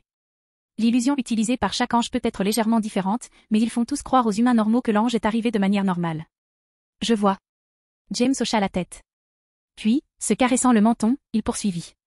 Je devrais apprendre quelque chose comme ça. Je pourrais faire une très mauvaise entrée. Skatash secoua la tête avec un léger sourire. Pendant ce temps, Mizor, Moka, Flora et Chion se joignirent à James pour discuter avec enthousiasme du genre d'entrée qu'il pourrait faire. En observant cette conversation stupide, Vali serra les poings. Comment ai-je pu perdre contre quelqu'un comme ça, se demanda Vali avec colère. J'ai l'impression de perdre des neurones rien qu'à entendre ce dribble. Il ne faut pas les sous-estimer, dit Dante après s'être approché de Vali. À part Chion, ils sont tous très intelligents. En entendant cela, Vali se tourna vers Dante. Après l'avoir examiné, Vali prit la parole. Alors pourquoi aurait-il une conversation aussi stupide et inutile, demanda Vali en fronçant les sourcils. C'est pour apaiser la tension avant la bataille, dit Seu Chulin en s'approchant légalement de Vali. C'est ainsi qu'ils gardent le moral avant une bataille sérieuse. S'ils sont si nerveux avant la bataille, alors je les ai surestimés, dit Vali en secouant la tête. Si c'est ce que tu penses, alors tu es encore moins une menace que je ne le pensais, dit Ayam derrière Vali. Sursautant en réponse, Vali regarda par-dessus son épaule et remarqua la beauté aux cheveux blancs et aux lunettes qui se tenaient derrière lui. Quand est-il arrivé là-bas, pensa Vali, maîtrisant son expression. Bref, dit Dante, interrompant la conversation. James m'a dit que Vergil vous avait rejoint. Que fait-il depuis que le Teménigru a été recellé? Je n'en suis pas vraiment sûr. Vali haussa les épaules. On l'a trouvé errant sur une île, combattant tous les monstres qu'il croisait, dans le but de devenir plus fort. Ça ressemble à quelque chose que Virgile ferait, dit Dante en hochant la tête. Quand je lui ai promis qu'il pourrait devenir plus fort avec nous et qu'il aurait la chance de vous combattre à nouveau, il nous a rejoints sans hésitation. Soupir. Il a l'esprit très concentré, dit Dante d'un ton fatigué. C'est mieux que d'être fauché tout le temps, dit Lady, interrompant la conversation. Ce n'est pas ma faute, James retient mes gains, a déclaré Dante, essayant de se défendre. Si tu n'étais pas endetté, James ne ferait pas ça, répondit Lady avec un regard dédaigneux. Non seulement tu es fauché, mais en plus tu es paresseux. Dante oublia alors sa conversation avec Vali et commença à se battre avec Lady. Vali le fixait d'un air absent. Remarquant son regard vide, Seu Chulin lui tapota l'épaule, ce qui attira son attention. Sont-ils toujours comme ça, demanda Vali en observant de temps en temps la dispute entre Dante et Lady. Soupir. Oui, répondit Seu Chulin en les regardant également. Je ne sais pas pourquoi ils ne sont pas encore sortis ensemble. Sérieusement, la tension sexuelle est palpable en ce moment. Tais-toi, lancez, crièrent simultanément Dante et Lady. Puis, Sorti de nulle part, James est apparu à côté de Vali et Séhuchulin avec un sourire sur son visage. Ah, qu'est-ce qu'on a là? Demanda James avec un sourire malicieux. Vous êtes très proches. Vous parlez même à l'unisson. Alors, c'est quand le mariage? Je dois commencer à travailler sur le discours de mon témoin. Comme si j'allais épouser ce clochard sadique, crièrent à nouveau Dante et Lady à l'unisson. Puis ils échangèrent un regard noir. Un instant plus tard, ils se retournèrent simultanément. Un instant plus tard, Dante se tourna vers James et regarda une fois de plus. Et pourquoi penses-tu être mon témoin à mon mariage? Demanda Dante. Je me posais la même question, intervint Vali. Ignorant le regard de Dante, James se tourna vers le curieux Vali. Regardez-moi ce type, dit James en désignant Dante. Il a l'air d'avoir d'autres amis que Lancé et moi? Et si je choisissais son frère, le mariage n'aurait jamais lieu. Vali regarda alors Dante. Après un moment, il hocha la tête, approuvant les propos de James. Ok, maintenant que nous avons établi que Dante n'a pas d'amis, dit James avec un sourire. Qu'est-ce que c'est que ce bordel? S'exclama Dante. James ignora le cri de Dante et regarda Séhuchulin. Le seul autre choix pour le témoin, c'est Lancé, dit James en tapotant l'épaule de Séhuchulin. Honnêtement, personne ne donnerait à Lancé l'occasion de s'exprimer en public, surtout lors d'un événement aussi important qu'un mariage. En entendant cela, tout le monde dans la pièce, sauf Vali, hocha la tête. Mais qu'est-ce que ça veut dire? Demanda Séhuchulin en faisant la moue. Tu es connu pour mettre les pieds dans le plat, dit James d'un ton solennel. Personne ne veut tenter sa chance le jour J. Une fois de plus, tout le monde acquiesça. Et voyant que Séhuchulin ne réfutait pas les propos de James, Vali acquiesça également. En conclusion, dit James en se tournant vers Dante. Quel autre choix as-tu que moi? Dante détourna simplement le regard. Il savait que James se moquait de lui depuis le début. Cependant, il ne put s'empêcher de réagir à ses taquineries. Ce salaud est très doué pour énerver les gens, pensa Dante. Le groupe continua donc à discuter de tout et de rien jusqu'à l'arrivée des chefs de faction. Et comme prévu, Azazel ne tarda pas à arriver, arborant son habituel sourire narquois. Quelques instants plus tard, Azazel, Odin, Roswes et Barakiel arrivèrent également. Ils rejoignirent ensuite Azazel, qui les attendait dans le hall. Eh bien, ça ne devrait pas tarder, dit James en regardant Odin, Roswes et Barakiel entrer dans l'hôtel. J'espère qu'Akeno se portera bien pendant ce combat. Vous avez inclus Barakiel dans l'équipe de combat, n'est-ce pas, maître? C'est exact, répondit Skatash. Mais je pense qu'elle ira bien tant que tu seras là. James sourit à Skatash en guise de réponse. Le groupe reprit ensuite sa conversation légère. Le moment tant attendu de l'apparition de Loki était proche. Et comme prévu, moins d'une demi-heure après que les chefs de faction se soient assis autour de la table de la salle de réunion, une faille s'ouvrit dans l'espace juste au-dessus de l'hôtel. En regardant la vidéo de sécurité, Vali ne put s'empêcher de poser sa question suivante. À quel point maîtrises-tu l'espace? Demanda Vali d'un ton sérieux. Détruire un espace comme celui-ci pour voyager n'est pas chose facile, n'est-ce pas? En entendant cette question, tout le monde s'est tourné vers Skatash pour connaître son avis, car c'était la personne la plus compétente et la plus expérimentée de la salle. Votre maîtrise de l'espace semble inhabituelle pour ce Skatash, répondit Skatash. Le dieu farceur a ajouté cet effet à ses cercles de téléportation pour ajouter un peu plus d'intimidation. Après l'explication de Skatash, tout le monde poussa un soupir de soulagement. Puis, tous se préparèrent au combat. Sona, commence la téléportation, dit James en portant un cercle magique de communication à son oreille droite. Pendant ce temps, Loki regardait l'hôtel où les 4 chefs de faction discutaient de paix. Ces idiots, dit Loki. Ne savent-ils pas que la paix n'est qu'une illusion? La paix n'est qu'une période de préparation à la prochaine guerre. Après cela, Loki commença à descendre vers le toit de l'hôtel. Cependant, juste avant d'y poser le pied, il sentit l'espace autour de l'hôtel se figer. Il fut alors téléporté de force. Monde humain, mer de Chine méridionale, l'inhabité. Lorsque Loki se remit de la téléportation forcée, il inspecta les environs. Il découvrit qu'il se trouvait au milieu d'un désert, encerclé sur 3 côtés. Remarquant qu'il était entouré d'un groupe de jeunes filles, Loki sourit avec dédain. Jusqu'à ce qu'il aperçoive Skatash parmi elles, bien sûr. Il vit alors Skatash frapper le sable de la pointe de sa lance. Sur ces mots, un cercle magique d'un rayon d'environ 2 km s'illumina autour d'eux, avec Skatash en son centre. Regardant autour de lui, le sourire dédaigneux de Loki était toujours présent sur son visage. En fait, il s'agrandit encore. Un cercle runique qui bloque l'espace, demanda Loki. Si je te combattais seul, ça pourrait poser problème. Mais penses-tu vraiment que toi et ses enfants seraient assez forts pour m'arrêter, Skatash? Surtout quand je l'ai amené avec moi, lui et ses 2 fils? Loki ouvrit alors son manteau, et un loup géant, d'environ 10 mètres de haut, à la fourrure gris cendrée, en jaillit. Fenrir le suivit, suivi de 2 loups plus petits, Skoll et Hati, qui bondirent également hors du manteau de Loki. Maintenant, que peux-tu faire d'autre qu'attendre ta propre mort, Skatash, dit Loki avec un ricanement. Honnêtement, tu aurais dû mourir pendant la Grande Guerre. Je vais maintenant rectifier cet oubli. Chapitre 166, des choses très faciles. Monde humain, mer de Chine méridionale, l'inhabité. Maintenant, que peux-tu faire d'autre qu'attendre ta propre mort, Scatache, dit Loki avec un ricanement. Honnêtement, tu aurais dû mourir pendant la Grande Guerre. Je vais maintenant rectifier cet oubli. Waouh, s'exclama James, faussement surpris. Avons-nous vraiment fait une erreur, comme il l'a dit?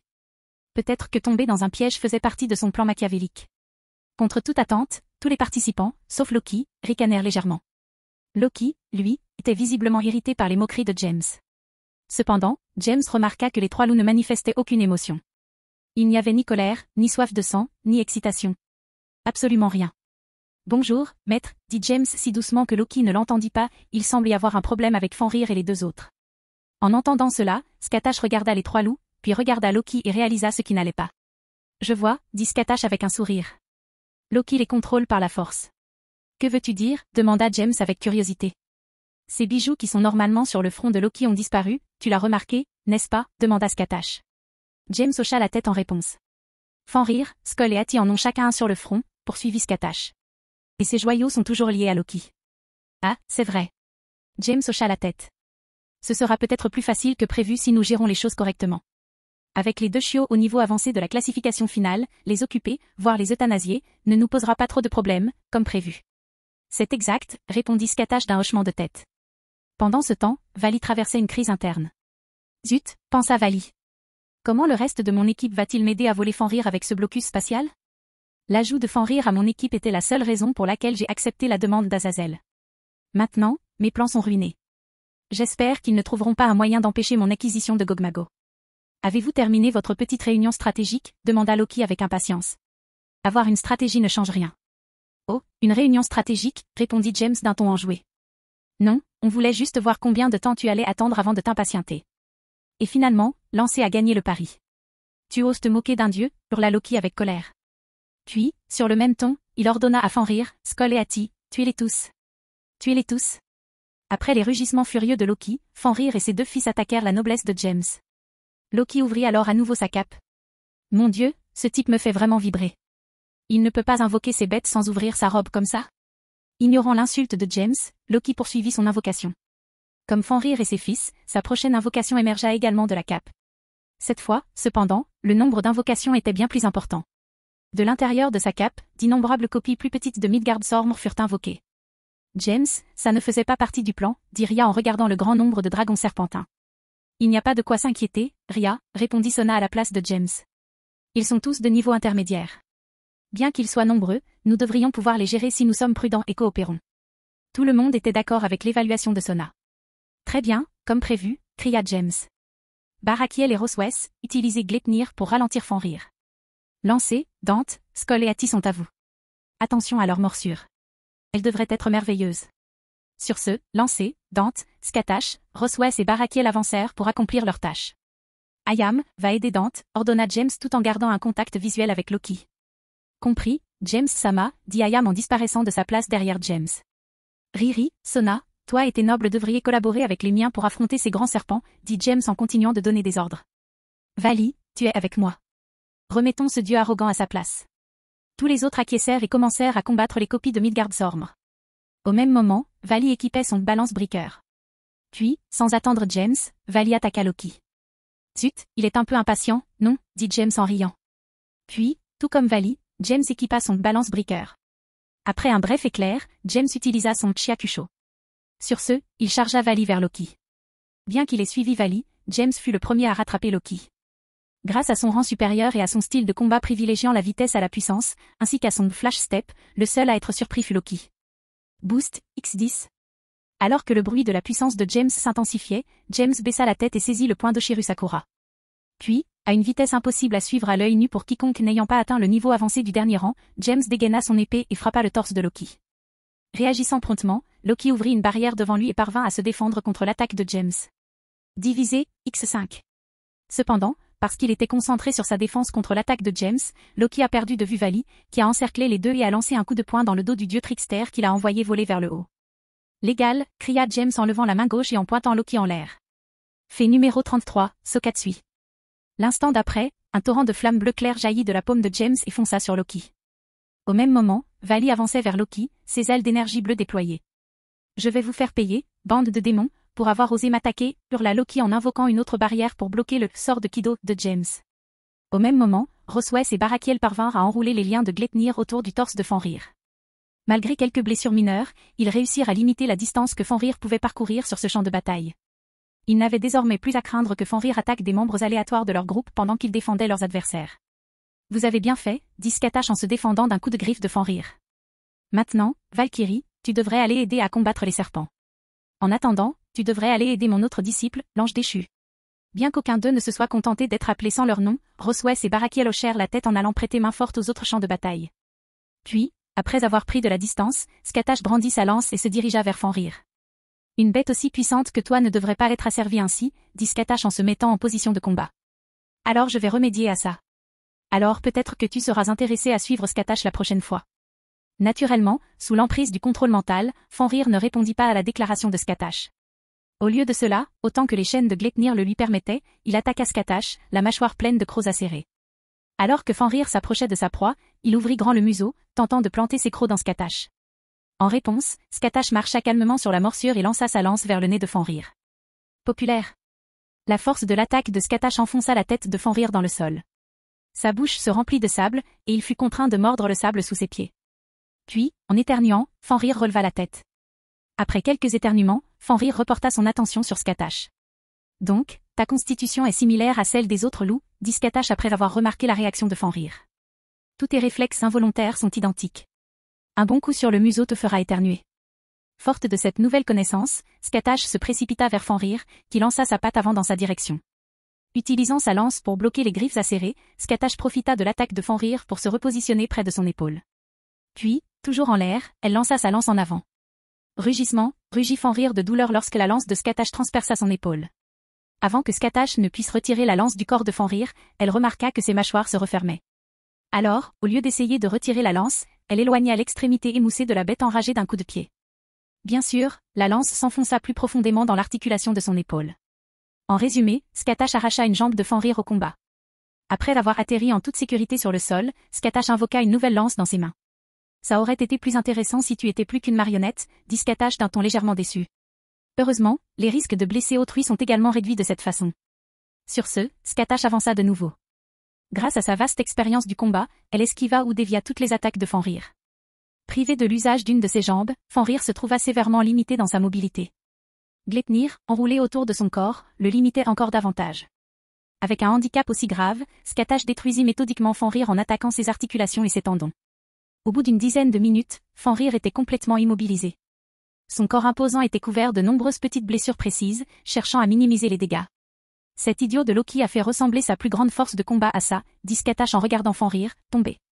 S'il avait traité une bête aussi puissante comme il le fallait, je doute qu'il aurait eu du mal à déclencher son précieux Ragnarok. Sur ce, Skatach se tourna pour trouver quelques-uns des maillons manquants de Gleipnir. Puis, elle prit la chaîne et l'enroula autour du museau de Fenrir. Après avoir bâillonné le loup-garou, Fenrir se dressa sur son museau et pointa sa lance vers la gemme incrustée dans son front. Une fois que j'aurai réglé ce problème, peut-être accepterez-vous de me parler, dit Skatach avant de plonger la lance dans la gemme. Accident. D'un coup précis, Skatach brisa la gemme, et la lumière revint dans les yeux de Fenrir. Puis, sans hostilité, Fenrir baissa les yeux vers la femme qui se tenait sur son museau. Ça semble avoir fonctionné, dit Skatach avec un petit sourire. Maintenant, tu as 3 options. Bien que Fenrir ne puisse pas parler, Skatach savait qu'il la comprenait. Alors elle continua. Premièrement, tu peux me suivre et devenir mon familier, expliqua Skatach. Deuxièmement, tu peux retourner sur l'île de Langvi pour me rejoindre à nouveau. Ou troisièmement, mourir. Après que Skatach lui eut expliqué les options, elle garda un contact visuel avec Fenrir quelques instants. Puis, Fenrir baissa la tête et ferma les yeux. Voyant cette réaction, Skatach sourit. Puis, elle commença à réciter l'incantation du contrat familial. Après quelques instants, Skatach signa un contrat avec Fenrir. Puis, elle détacha les chaînes de Gleipnir du corps de Fenrir. Après cela, elle utilisa sa magie runique pour soigner les blessures du loup et lui rendre sa mobilité. Maintenant, je suppose que nous devrions aider les plus jeunes avec ces serpents, dit Skatach en caressant la fourrure de Fenrir. Grogna doucement Fenrir en guise de remerciement. Le duo a ensuite attaqué le centre de la foule des copies de Midgardsormr et a commencé à semer le chaos. Pendant ce temps, Loki échangeait des coups contre James et Vali. Ce faisant, sa frustration montait. Bien qu'il ne soit pas encore blessé, il avait déjà été touché à plusieurs reprises. De plus, il n'avait réussi à les blesser ni l'un ni l'autre. Vali avait également divisé son pouvoir à plusieurs reprises. Quoi, s'écria Loki, incrédule. Comment est-ce arrivé? Ignorant James et Vali, Loki regarda l'endroit où Fenrir était censé combattre Skatash. Ce faisant, il vit que Fenrir était immobilisé et que le joyau qu'il utilisait pour le contrôler était brisé. Avant d'être distrait davantage, Loki dut esquiver un coup de James qui l'aurait décapité. Cependant, encore quelque peu distrait, il ne put esquiver le coup de Vali venant d'en haut. Populaire. Boum. Loki a été projeté dans l'arène en contrebas et une grande quantité de sable a été projetée dans les airs à la suite de l'impact. Comment se fait-il qu'il ne soit pas encore mort, demanda Vali avec colère. Et comment son pouvoir revient-il sans cesse après que je l'ai séparé? D'abord, on ne devrait pas le tuer, dit James en fixant le nuage de sable. Où as-tu oublié? Je sais, dit Vali avec agacement. C'était une façon de parler, un changement de phrase. Comment transforme-t-on une phrase? Demanda James, l'air faussement confus. Vali soupira en réponse à l'expression de James. James sourit en retour et regarda le nuage de sable. Je suppose que ton pouvoir revient sans cesse grâce à ton lien avec ton panthéon. James répondit calmement à la deuxième question de Vali. Si Odin le bannissait simplement du panthéon, ce serait beaucoup plus facile. Malheureusement, Odin ne veut pas affaiblir son panthéon. Vali hocha la tête en signe de compréhension tandis qu'il regardait également le nuage de sable. Préparez-vous, ça revient. Pause, prévint Thiago. Vali ne pouvait que regarder James avec incrédulité face à cette blague malvenue. Chapitre 167, faire paraître cela facile. Monde humain, mer de Chine méridionale, l'inhabité. Loki émergea lentement du nuage de sable créé par le coup de Vali. La colère se lisait clairement sur son visage. Levant les yeux au ciel, fixant les deux jeunes hommes qu'il avait humiliés depuis le début du combat, Loki serra les dents. Soudain, James disparut de sa place. Pas encore, hurla intérieurement Loki. Un instant plus tard, une barrière apparut derrière Loki, et l'attaque sournoise de James fut bloquée. James entama alors une série de coups d'épée, que Loki bloqua avec des barrières créées avec précision. C'est mieux que je ne veux l'admettre, dit James en claquant intérieurement la langue. Si j'étais seul ici et que je n'utilisais pas le instruction de domination du dragon tyran, je passerais la journée ici sans rien obtenir. L'instant d'après, Vali s'envola d'en haut et frappa Loki sur le côté, l'envoyant voler. Zut, c'est comme heurter un pneu, se plaignit Vali. Eh bien, c'est un dieu, répondit James. Et un nordique, en plus. Ils sont tous faits pour le combat, d'une manière ou d'une autre. Avant que James et Vali ne puissent continuer leur conversation, Loki vola vers eux avec de la colère dans les yeux. Je vais vous le faire payer, bande d'insectes, hurla Loki en lançant des dizaines de sorts sur James et Vali. En réponse, Vali évita les sorts tandis que James utilisa Sambonzakura Kageyoshi pour se défendre du barrage de sorts.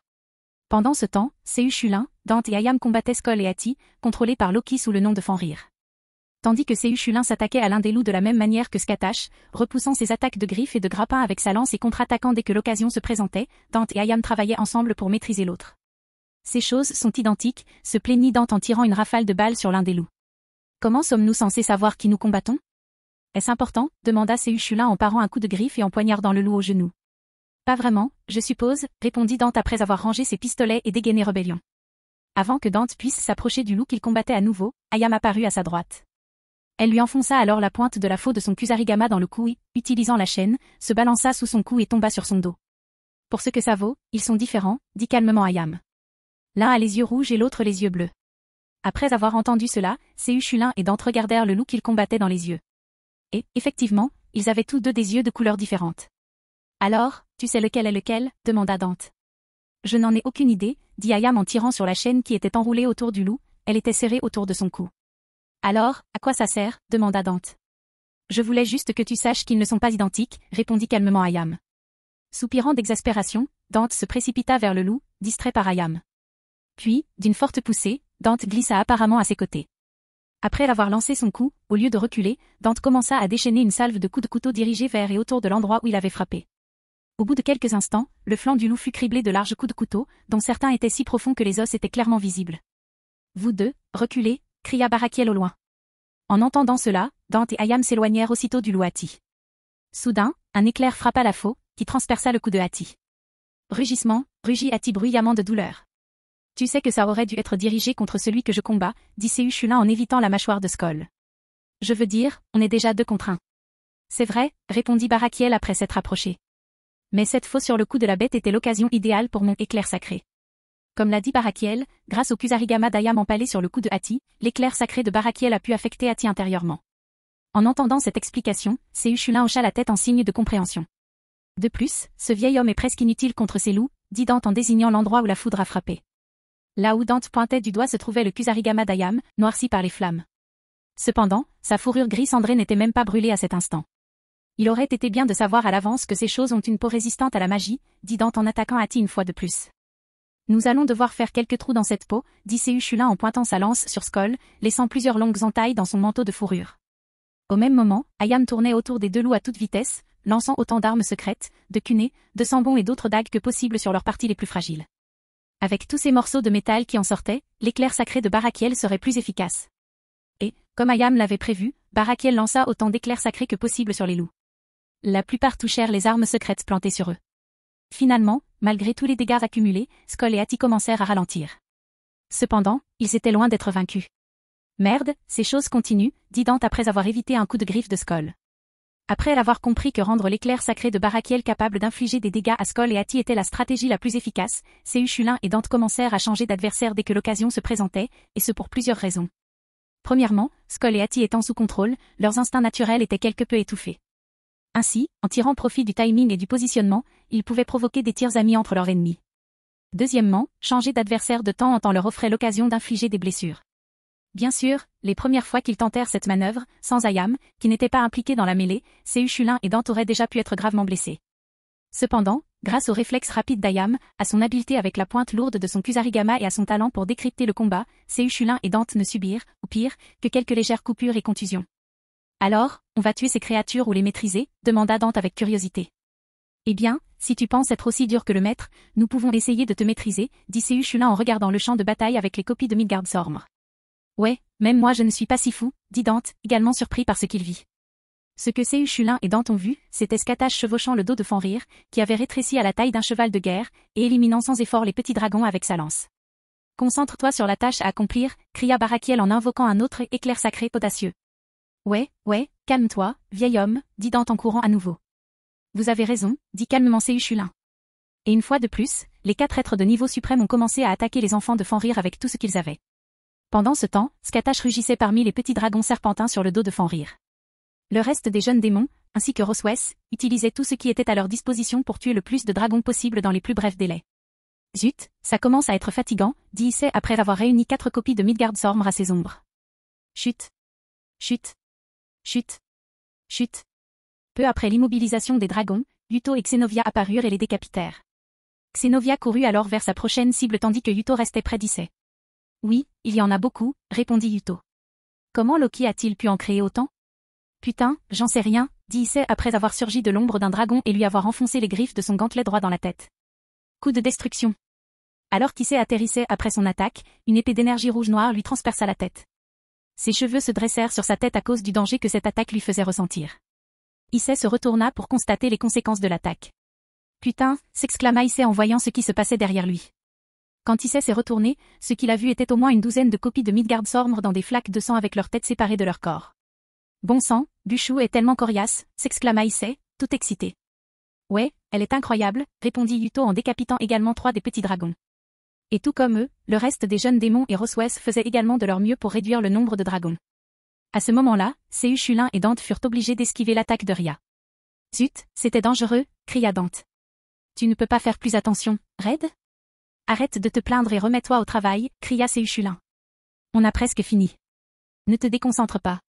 Oui, murmura Dante en continuant à infliger des blessures à Skoll et Ati avec rébellion. Ainsi, pendant les minutes qui suivirent, Séuchulin, Dante et Ayam, qui utilisaient une paire de kodashi pour attaquer à bout portant, infligèrent autant de blessures qu'ils le purent, tandis que Barakiel couvrait les 2 loups de ses éclairs sacrés. Finalement, 5 minutes plus tard, Skoll s'effondra sans vie. 2 minutes plus tard, Ati fut également tué. Malheureusement, même après avoir détruit les bijoux sur leur tête, Skoll et Ati attaquèrent le groupe de 4 sans réfléchir. Ils étaient probablement furieux, non seulement d'avoir été ainsi contrôlés, mais aussi d'avoir été grièvement blessés en reprenant connaissance. Zut, j'avais vraiment envie d'en faire mon familier, dit Dante en regardant Skatash chevaucher Fenrir à travers le champ de bataille. Maître Skatash a l'air plutôt costaud, comme ça. Oui, mais je doute qu'aucun d'entre eux aurait accepté le contrat, dit Séuchulin en regardant l'autre champ de bataille. En plus d'être complètement dépassés, nous avons dû nous battre à 4 contre 2 pour les vaincre. Contrairement au maître, qui a vaincu son père en 1 contre 1. Oui, je pense que tu as raison, dit Dante en hochant la tête. Pendant ce temps, après avoir repris son souffle, Barakiel se précipita à nouveau sur le champ de bataille. Il estimait plus important de s'assurer qu'il n'arrive rien à Akeno que de retrouver son endurance. Séuchulin, Dante et Ayam pouvaient comprendre ce que Barakiel pensait juste à partir de l'expression de son visage. Ça ne marchera pas, dit Séuchulin en regardant Barakiel marcher aux côtés d'Akeno. Non, ce n'est pas le cas, répondit Dante en regardant la même chose. Pourrais-tu rester loin de moi, s'il te plaît? La voix d'Akeno résonnait au loin. Je n'ai pas besoin de ta protection. Je sais déjà que tu es nul. Malédiction, dit Chulin. Ouais, ça doit faire mal, ajouta Dante. Ayam, quant à elle, regardait James et Vali combattre Loki. Elle réalisa que le combat était loin d'être terminé. Alors, au lieu de regarder James bouche bée, elle se retourna et courut vers le champ de bataille avec les clones mineurs de Midgardsormr. Soupir, je pense qu'on devrait y aller aussi, dit Chulin en courant après Ayam. Oui, répondit Dante. Au même moment, Loki lançait sort après sort sur James et Vali. Bon sang, dit James en regardant le champ de bataille. Skoll et Hattie sont à terre aussi. Tu n'as plus beaucoup de pièces sur l'échiquier, Loki. Ces petits inutiles, dit Loki d'un ton dédaigneux. De toute façon, je n'ai jamais voulu que vous soyez tués, vous deux. Ah, oui, tu as fait un excellent travail jusqu'à présent, dit James, continuant à insulter Loki. Tais-toi, bon sang, hurla Loki. J'en ai marre de tes bavardages incessants. A-t-il quelqu'un que tu ne peux pas énerver, demanda Vali en alternant entre attaque et défense. Pas encore, répondit James. Bref, je pense qu'il est temps d'en finir. Oui, mais comment, demanda Vali. Rien de ce que nous avons fait n'a pu lui faire de mal de manière significative. Eh bien, je vais commencer à essayer de gagner maintenant, a déclaré James avec un sourire. Qu'est-ce que ça veut dire, demanda Vali, la colère et la confusion dans la voix. Tu es en train de me dire que tu aurais pu mettre fin à tout ça plus tôt si tu l'avais voulu? Quelque chose comme ça. James hocha la tête. Mais je voulais donner aux autres une chance de se battre. Même si ces clones de dragons sont faibles, en combattre autant doit être une expérience enrichissante pour eux. Tu te moques de moi, dit Vali d'un ton furieux. Dépêche-toi de finir. Bien sûr, répondit James avec un sourire. J'ai juste besoin que tu partages son pouvoir quelquefois. Ensuite, tu me laisseras faire le reste. Je comprends, répondit Vali. James tendit alors la main droite. Dans sa paume, toutes les feuilles de Sanbonzakura Kageyoshi s'assemblèrent pour former une seule épée, identique à celle d'Oshiru Sakura par la forme, la taille et le poids. Puis, comme il l'avait fait tant de fois dans ce combat, James et Vali chargèrent et transpercèrent le déluge de projectiles. Finalement, James arriva devant Loki et brandit une épée composée d'1 milliard de feuilles de Sanbonzakura Kageyoshi, que Loki bloqua avec une barrière. Presque au même moment, Vali apparut derrière lui et posa sa main sur le dos du dieu farceur. Divisé, x10. Au même moment, James dégaina le Mangetsu no Shita de la main gauche, tenant l'épée à l'envers. Anticipant l'endroit d'où la seconde épée frapperait, Loki érigea une autre barrière pour bloquer cette attaque, comme il l'avait fait pour toutes les précédentes attaques de James. Boost, x10, transfert. Pénétration. Sifflet. Malheureusement pour Loki, ce n'était pas comme toutes les attaques précédentes de James. Après avoir augmenté sa puissance, puis transféré cette puissance à sa compétence pénétration, James transperça la barrière et la défense corporelle de Loki d'un seul coup. Après cela, James se retourna et rengaina le Mangetsu no Shita, qui était exempt du sang de Loki même après l'avoir coupé. Un instant plus tard, le torse de Loki explosa en une gerbe de sang. Puis, le dieu Trickster tomba du ciel, l'air incrédule, perdant connaissance. Vali, elle aussi, affichait une expression incrédule après avoir vu James percer les défenses de Loki comme si elle n'était même pas là. Tout va bien, dit James en relâchant son état brise-équilibre. Puis, avant que Vali ne puisse l'interroger, James se dirigea vers le champ de bataille final tout en parlant. Finissons. Je commence à avoir faim. Chapitre 168, Disqualification. Monde humain, mer de Chine méridionale, l'inhabité. Après avoir vaincu Loki, James invoqua immédiatement Skatash. Arrivée sur le champ de bataille, elle scella immédiatement Loki grâce à sa rune. James, Skatash et Vali allèrent ensuite aider le reste du groupe à tuer tous les clones de Midgardsormr libérés par Loki avant le combat. Une fois arrivés sur le champ de bataille, la bataille fut terminée en moins d'1 heure. Maudit Loki, hurla Mizor, irrité. Qui donc peut bien créer des centaines de clones de ses propres enfants? Un fou déterminé à déclencher la guerre qui devrait tout mettre fin, demanda Moka en inclinant la tête d'un air mignon. Shuna et Shion hochèrent la tête en réponse à la réponse de Moka. Au même moment, Mizor fixait sa meilleure amie.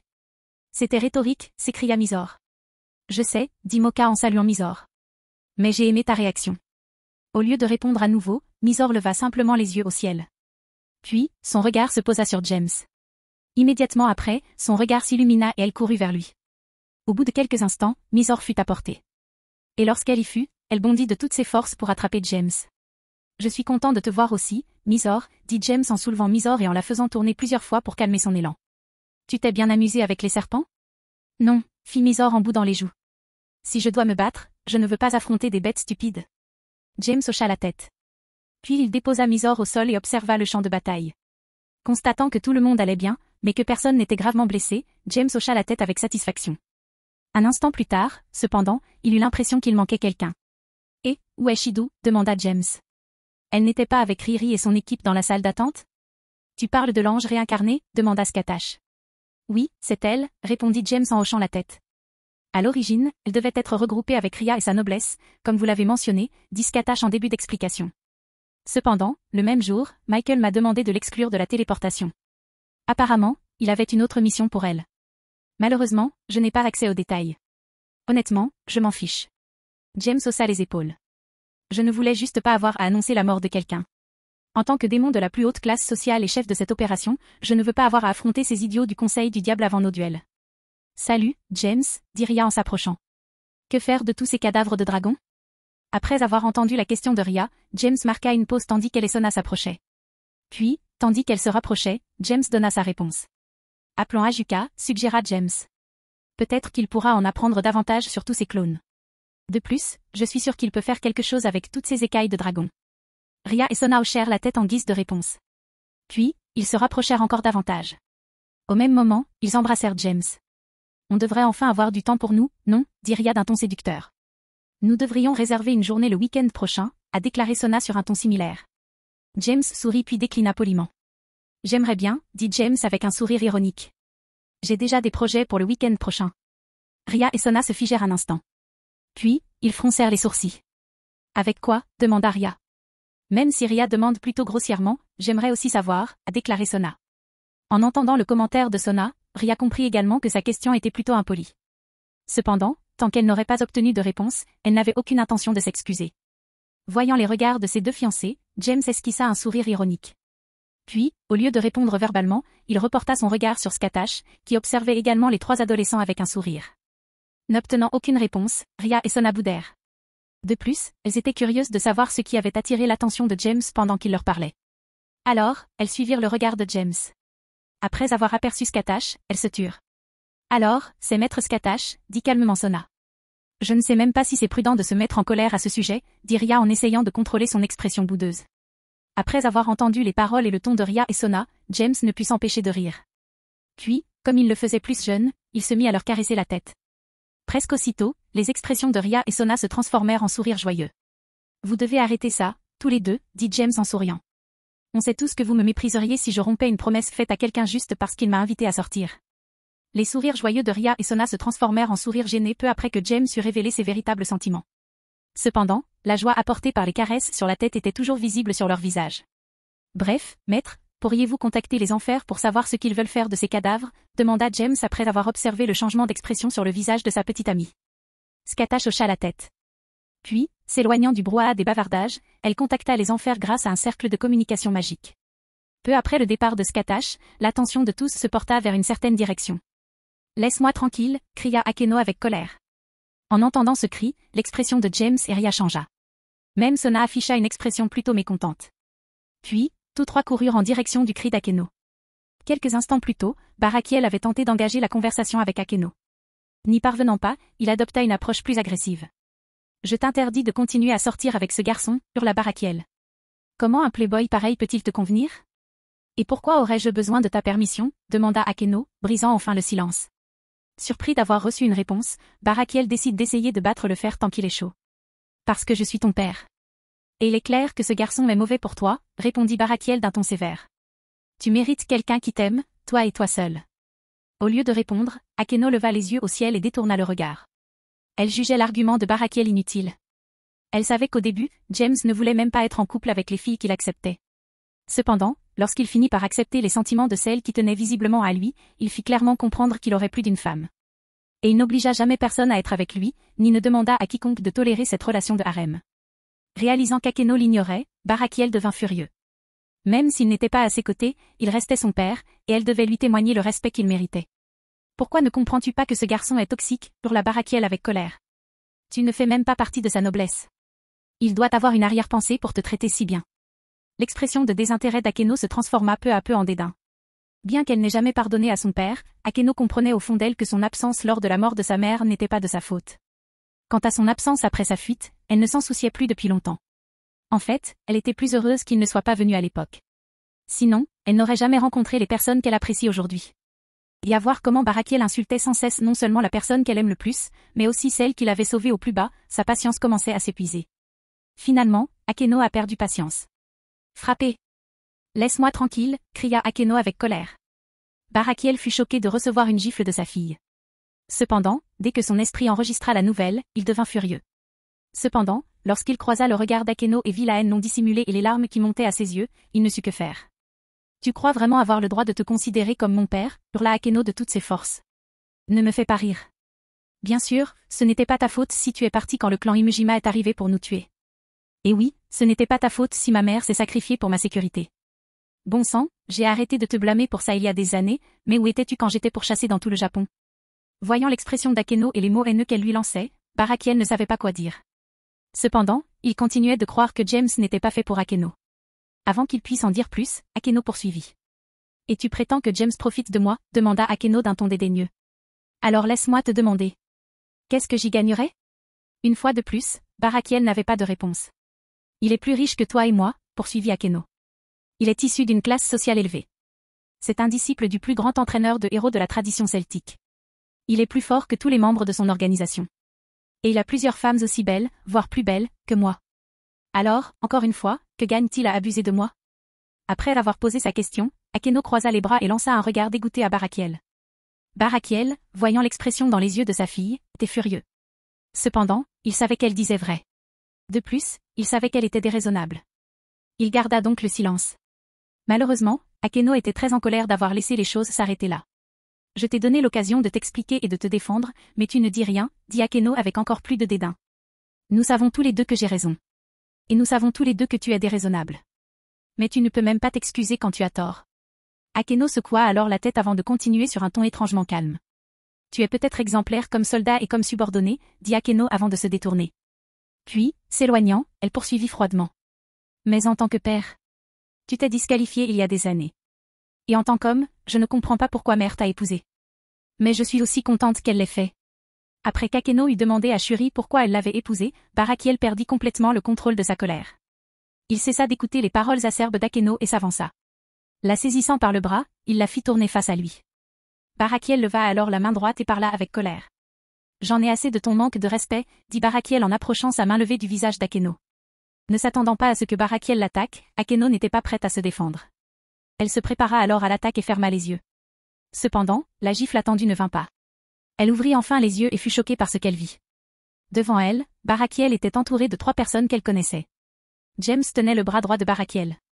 Son regard criait que rien au monde ne le rendrait plus heureux que de tuer l'ange déchu sous ses yeux. Derrière Barakiel se trouvait Ria, le pouvoir de destruction concentré sur le bout de son index droit, dangereusement proche de l'arrière de la tête de Barakiel. Enfin, Koneko, sous sa forme adulte, dévoilant ses oreilles et sa queue de chat, une colonne de flammes blanches flottant devant sa paume pointée vers le cœur de Barakiel. Barakiel, ne m'oblige pas à te tuer, dit James d'un ton glacial. Je sais que tu es en colère. Bon sang, je sais qu'Akeno est allé trop loin avec ce dernier commentaire. Mais pourquoi n'essaies-tu pas de te mettre à sa place? Tu l'as abandonnée pendant 8 ans, et tu essaies de revenir la contrôler. Tu es vraiment un père raté. Après cela, Barakiel se sentit un peu découragé. Il relâcha la force du bras avec lequel il essayait de gifler Akeno, puis réalisa que tout ce que James et Akeno avaient dit était vrai. S'en rendant compte, il baissa la tête, l'air clairement déprimé. Maintenant, je pense qu'il serait préférable que tu partes, dit James une fois que l'intention de Barakiel de nuire à Akeno se fut dissipée. Sur ce, Ria et Koneko suspendirent leurs attaques et laissèrent Barakiel s'éloigner. Après avoir reculé de quelques pas, Barakiel se retourna et vit Akeno pleurer dans les bras de James. Soupir. Je suis vraiment un père raté, murmura Barakiel avant de s'éloigner. Oh, et Barakiel, dit Ria avant que Barakiel ne puisse partir. Je vais le signaler à Azazel. Bien qu'elle soit ta fille, elle est membre de ma noblesse. Et je ne tolère pas ceux qui leur feraient du mal. Lorsque Barakiel se retourna et croisa le regard de Ria, il frissonna. Le désir de le voir mort qui l'habitait était bien plus intense que celui qu'il avait perçu chez James un instant plus tôt. Sans plus d'hésitation, Barakiel se téléporta au quartier général de Grigori, dans les enfers. Peu après la téléportation de Barakiel, un autre cercle de téléportation apparut à côté de James. Une fois la téléportation terminée, Ajuka apparut. Remarquant l'atmosphère sereine, Ajuka ne comprit pas ce qui se passait. Ils ont gagné, n'est-ce pas, pensa Ajuka. Ont-ils perdu un camarade? Suis-je arrivé au mauvais moment, demanda Ajuka. Chapitre 169. Qu'est-ce qui est le plus effrayant? La détermination de Sirzek ou la vengeance d'une femme? Monde humain, Japon, Kuo. Après l'incident avec Akeno et Barakiel, le seigneur Belzébuth est arrivé et a récupéré les cadavres des clones de Midgardsormr, dit James, concluant son rapport sur le combat contre Loki. En revanche, Vali est parti dès que la barrière spatiale a été levée. Merci pour le rapport et le bon travail, James, a déclaré Sirzek avec un sourire. Où est mon fils adoptif, ce fou, demanda Odin. Au lieu de répondre verbalement, James regarda sa reine, Scatash, qui se tourna aussitôt vers la porte. Un instant plus tard, elle ouvrit la porte et Fenrir entra, entraînant Loki avec lui. Loki avait repris conscience depuis sa défaite contre James et Vali. Cependant, il était toujours incapable de parler ou de bouger à cause des sorts runiques de Scatash. En voyant Loki dans cet état, Odin eut une expression mélancolique. Soupir. Ça n'aurait vraiment pas dû finir comme ça, mon fils, dit Odin en regardant Loki avec pitié. Un instant plus tard, cependant, son expression se durcit. À notre arrivée à Asgard, tu seras arrêté et interrogé, et ta punition sera sévère. Loki regarda Odin avec dédain. Il était évident qu'il se fichait éperdument du châtiment qu'il encourait. Cependant, il considérait toujours la décision d'Odin de rechercher la paix comme une folie. Merci d'avoir amené ce criminel, jeune James, dit Odin en souriant à James. Je te ferai préparer une récompense digne de ce nom. Merci, Seigneur Odin, dit James en s'inclinant poliment. Vous êtes très gentil. Tu as fait du bon travail, Jekun, dit Serafal en souriant. Merci, Dame Léviathan, répondit James avec un sourire espiègle. En réponse, Serafal gonfla les joues d'agacement. Cependant, elle savait que James parlait comme il se doit dans un cadre officiel. Eh bien, si vous n'avez plus de questions à me poser, j'y vais, dit James en s'excusant poliment. Recevant plusieurs hochements de tête en guise de réponse, James s'inclina une fois de plus, puis se retourna et se dirigea vers la porte. Scatash le suivit après son passage. Puis, dès que James posa la main sur la poignée, il regarda par-dessus son épaule et croisa le regard d'Azazel. Oh, et Azazel s'en sait, dit James d'un ton sarcastique. Attendez-vous à une plainte officielle de Rhea dans les prochains jours. Elle n'est pas contente que Barakiel ait tenté de gifler Akeno. Frappé. En entendant cela, Azazel ne répondit pas. Mais si la gifle qui lui frappa le visage était un indice, il n'était pas de bonne humeur après la dernière déclaration de James. Je pense que c'est vraiment un père de merde, murmura Azazel pour lui-même. Sur ce, James sourit, puis tourna la poignée et ouvrit la porte. Un instant plus tard, lui et Scatash franchirent la porte et la refermèrent derrière eux. Je me sens un peu désolé pour toi, Aschan, dit Serafal après que la porte se soit refermée sur James. Oui, je paierai le prix fort pour cette compensation, dit Azazel en tenant ton visage à deux mains. Au même moment, Sirzek souriait à Azazel d'une manière apparemment amicale. Malheureusement, tous les présents comprirent qu'il n'y avait aucune intention amicale derrière ce sourire. Je ferai tout pour que Rhiatan soit satisfait de la compensation de Grigori, pensa Sirzek. Après avoir quitté la salle de réunion avec les chefs de faction, James et Scatash, accompagnés de Fenrir, réduits à la taille d'un berger allemand, se dirigèrent vers la salle d'attente où le reste des combattants étaient rassemblés. À leur arrivée, ils remarquèrent qu'Akeno n'était toujours pas enthousiaste à l'idée de discuter avec son père. « Et, je suis de retour », annonça James avec force. « Bon retour, James », répondit Sona. « Y a-t-il eu un problème ?»« Non, tout s'est bien passé », répondit James avec indifférence. Je ne serais pas surpris qu'Odin tente d'invoquer Fenrir. Alors que James terminait, il entendit un grognement sourd de Fenrir, qui se tenait à côté de Scatash. Mais si j'avais fait ça, j'aurais dû faire face à 3 êtres capables de tuer des dieux, dit James avec un sourire en établissant un contact visuel avec Fenrir. Fenrir renifla en réponse. Cependant, sa queue remuante révélait ses véritables sentiments. Merde, il va y avoir un autre Tsunder dans notre groupe, dit James après avoir vu la queue de Fenrir remuer. C'était pas suffisant, Dante ? Putain, cria Dante presque immédiatement après que James eut fini. À ces mots, tout le monde, sauf Dante, sourit ou rit. Pendant ce temps, James s'approcha d'Akeno. À son approche, Koneko tenta de se lever pour que James puisse s'asseoir à côté d'Akeno. Ne t'inquiète pas, mon chat, dit James en voyant Koneko se lever. Je vais me trouver un chez moi. Puis, Rhea, Akeno et Koneko regardèrent James avec stupéfaction tandis que celui-ci soulevait Akeno de son siège. Après cela, James s'assit à sa place sans la regarder de haut. Puis, après s'être installé confortablement, il l'assit sur ses genoux et passa ses bras autour de sa taille. J'aime ce siège, dit James avec un sourire en posant son menton sur l'épaule d'Akeno. Bien qu'elle sache qu'Akeno devait être plus joyeuse, Rhea et Koneko ne purent cacher leur regard envieux. Toutes les filles du harem de James s'accordent à dire que ses genoux sont son endroit préféré. Koneko partage cet avis, car elle s'assoit sur ses genoux dès que possible. Je sais que ce que Barakiel a fait a anéanti toute chance de réconciliation, dit doucement James à l'oreille d'Akeno. Et je sais que tu es triste. Mais j'ai de bonnes nouvelles. Curieusement, Akeno tourna la tête vers James. Elle fut surprise de le voir lui voler un baiser rapide, mais elle le regarda toujours et l'incita à poursuivre leur regard. Puis, comprenant ce qu'Akeno voulait dire, James se pencha pour l'embrasser à nouveau. Et une fois de plus, Akeno fut surprise. Mais cette fois, une pointe d'agacement se lisait sur son visage. Tu savais exactement ce que ce regard signifiait, dit Akeno, feignant la colère. Continue l'histoire. Arrête de m'embrasser. Alors ça ne te plaît pas, demanda James en inclinant la tête. Si ça ne te plaît pas, lève-toi et laisse-moi m'asseoir, dit Ria, la jalousie brûlant dans ses yeux. Bien sûr que ça m'a plu, déclara Akeno. Mais je veux savoir quelle est cette bonne nouvelle. Oh, c'est vrai. James hocha la tête. Puis il se pencha et embrassa à nouveau Akeno. Après cela, il sourit et continua à lui annoncer la bonne nouvelle. J'ai mentionné que Riri demanderait une compensation pour les actes de Barakiel lorsque j'ai quitté la salle de réunion, a déclaré James avec un sourire. Et alors, demanda Akeno avec curiosité. Ria et Koneko regardèrent également James avec curiosité. Et Sirzek avait des flammes de détermination dans les yeux en regardant Azazel, dit James, son sourire s'élargit. Je parie qu'il pensait quelque chose comme « Je ferai tout pour rendre Riatan heureuse ». Ou quelque chose comme ça. Il fallut quelques instants aux trois filles pour comprendre exactement ce que James voulait dire en mentionnant Sirzek. Un instant plus tard, elles comprirent que Sirzek était un siscon de niveau se rafale. Elles eurent alors presque pitié d'Azazel. Alors Grigori va se faire plumer, demanda Akeno en souriant. J'avoue que c'est une bonne nouvelle. J'espère que Barakiel sera lui aussi sévèrement puni. J'en doute sérieusement, dit Ria en se tapotant le menton du doigt. Mais je suis sûre de pouvoir proposer des conditions d'indemnisation qui, au minimum, te mettront dans une situation financière difficile. D'accord, dit Akeno avec une expression cruelle.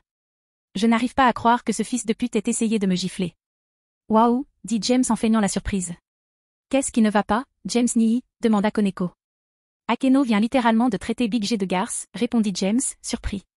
Tout le monde le regarda avec étonnement. Puis ils se repassèrent la conversation dans la tête. Waouh, il l'a vraiment fait, a déclaré Koneko. Si on regarde les choses sous cet angle, n'est-ce pas Big G, la petite fille d'Akeno, demanda Ria avec curiosité. Waouh, Akeno est tellement irrespectueuse envers ses aînés. Elle vient littéralement de traiter son grand-père de garce. En entendant cela, Akeno ne put s'empêcher de sentir ses lèvres trembler d'agacement. Tu as fini, demanda Akeno. Non, répondirent James et Ria simultanément. Au lieu de continuer à se disputer, Akeno regarda James et Ria, qui arboraient un sourire radieux, d'un air absent. Puis elle fixa Ria et sourit. Ria ignorait à quoi servait ce sourire, mais elle ne pensait pas apprécier ce qui suivit. Et effectivement, Akeno se pencha vers James et l'embrassa passionnément sans prévenir après lui avoir souri. Inutile de dire que Ria n'était pas contente de voir Akeno embrasser James sous ses yeux. Cependant, elle réprima sa jalousie pour l'instant. Au moins, elle voyait que l'humeur d'Akeno s'améliorait. James est très doué pour transformer l'atmosphère d'une pièce, pensa Ria en regardant James et Akeno s'embrasser. Mais je pense que ça suffit, non? Ria a continué à endurer sa jalousie jusqu'à ce qu'elle remarque que les mains de James commençaient à descendre de la taille d'Akeno. D'accord, ça suffit, dit Ria en se levant et en attrapant Akeno par la nuque. Puis, d'un coup sec, Ria sépara Akeno de James. Je pense que tu es suffisamment excité pour l'instant. Waouh, Ria, dit Akeno en le regardant avec surprise. Je n'aurais jamais cru que tu tiendrais aussi longtemps. Je pensais que tu nous séparerais en moins d'une minute. Quel genre de personne me prends-tu, demanda Ria, incrédule. Un démon dont les actions sont dictées par le péché de cupidité, dit Akeno d'un air pensif. On sait tous que tu n'aimes pas qu'on touche à ce que tu considères comme sien. C'est pour ça que James ne t'a pas adressé la parole pendant un an, non? Oh mon Dieu! Tu vas laisser tomber, demanda Ria, affolée. Non, répondirent à l'unisson James, Akeno et Koneko, qui étaient assis sur les genoux de James après qu'Akeno ait été forcé de partir. Ria fixa les trois personnes devant elle avec incrédulité. Puis, elle haussa un sourcil en voyant Koneko assise sur les genoux de James. Elle est aussi rusée qu'un vrai chat, pensa Ria en boudant de ne pas pouvoir s'asseoir sur les genoux de James. Voyant l'expression de Ria, James prit la décision qu'il jugea la plus judicieuse. Il déplaça Koneko pour qu'elle soit assise sur sa jambe gauche. Puis, il lui tapota la cuisse droite et regarda Ria en souriant. Naturellement, Ria accepta l'invitation de James. Elle sourit alors d'un air suffisant à Akeno avant de s'appuyer sur l'épaule de James. Mais sérieusement, dit James en souriant. Il faut qu'on réfléchisse à des conditions de compensation qui frapperont Barakiel de plein fouet, pas Grigori dans son ensemble.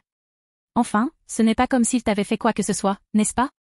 Non, tout le monde doit subir ça, dirent Ria et Akeno simultanément.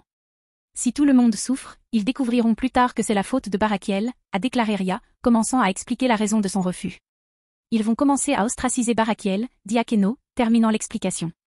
En entendant cela, James détourna le regard des visages suffisants de Ria et d'Akeno. Puis il observa l'expression de Koneko. Il vit Koneko hocher la tête en souriant. Putain! Elles sont vraiment très fortes, hurla James intérieurement. Il n'y a que ces trois-là, où toutes les filles sont aussi flippantes? Après cette pensée, James repensa à toutes les femmes qu'il connaissait. Sa mère, Leona, et son professeur, Skatash, figurant en tête de sa liste de modèles, il en tira une conclusion. Toutes les femmes sont effrayantes, pensa James en écoutant les plans que Ria, Akeno et Koneko élaboraient pour faire payer Barakiel. Chapitre 170, elle est vraiment très mignonne. Monde humain, Japon, Kuo. Le reste de la semaine s'écoula après l'opération visant à arrêter Loki. Durant ces quelques jours, il ne se passa pas grand-chose d'important. Cependant, les Sirzek se présentèrent chez Ria peu après son retour de l'école, jusqu'à ce qu'il soit temps pour eux de s'impliquer dans leurs activités de diable. Au même moment, les élèves de 2e année étaient impatients de partir à Kyoto. Comme la classe de James, ils y resteraient 4 jours et 3 nuits. Inutile de préciser que parmi les démons, Issei était le plus enthousiaste. Il pensait que sans James, il pourrait espionner un peu comme avant. Cependant, ce rêve serait brisé avant de porter ses fruits. Alors, ton rendez-vous avec Maître Scatash est demain, demanda Ria à James, assis sur ses genoux derrière son bureau au club de recherche occulte. C'est vrai, répondit James. On va faire quelques courses et quelques autres choses. Ria hocha simplement la tête. Bien que jalouse, elle savait qu'elle ne pourrait rien faire si James acceptait une relation avec Scatash.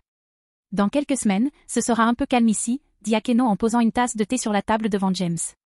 Je ne saurais pas quoi faire de l'absence de tous mes magnifiques élèves de 2e année. Ah, il était temps, hein, dit James d'un air pensif. Oui, Kyoto, s'écria Issei, impatient de partir en voyage scolaire. J'ai hâte de revoir toutes les filles de loin. En entendant la joie d'Issei, Asia lui pinça la taille et tordit sa chair tendre.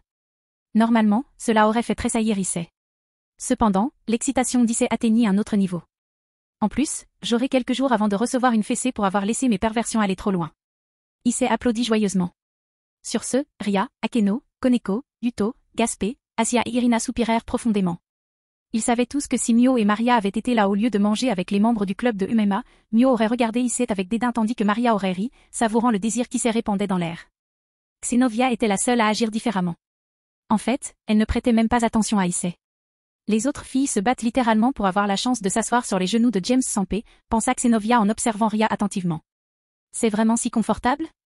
Eh bien, je suis désolée si j'ai brisé ta bulle, ISE, dit James en se grattant la tête et en souriant d'un air penaud. Mais si quelqu'un me prévient que tu es pervers, je peux être à Kyoto presque instantanément pour te punir. Et n'oublie pas, Misor vient aussi de ce voyage, n'est-ce pas?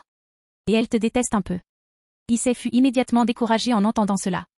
Cependant, James n'en avait pas fini. De plus, je vais à Kyoto en même temps que le voyage scolaire, ajouta James nonchalamment. Hein, s'exclamèrent tous simultanément, sauf James, après avoir assimilé ses paroles. Pourquoi irais-tu à Kyoto? Demanda Ria avec curiosité. C'est pour ton manga? Tout le monde attendait avec grande attention la réponse de James. C'est une supposition raisonnable, mais elle est fausse, répondit James en souriant. Mais ce doit être pour le travail. C'est pour ça que Maître a été ajouté à la liste des enseignants superviseurs. En fait, je pense que Sona devrait être au courant maintenant, non? Oui, c'est vraiment très intéressant, dit Ria en levant les yeux au ciel. Mais je préférerais savoir pourquoi tu vas à Kyoto. Devant l'impatience de Ria, James sourit et passa ses doigts dans ses beaux cheveux roux, effleurant délicatement son cuir chevelu. Naturellement, Ria se mit à ronronner de plaisir. Cependant, un instant plus tard, elle se reprit et leva les yeux vers James. Arrête d'essayer de me distraire. Ria fit la moue. Pourquoi vas-tu à Kyoto?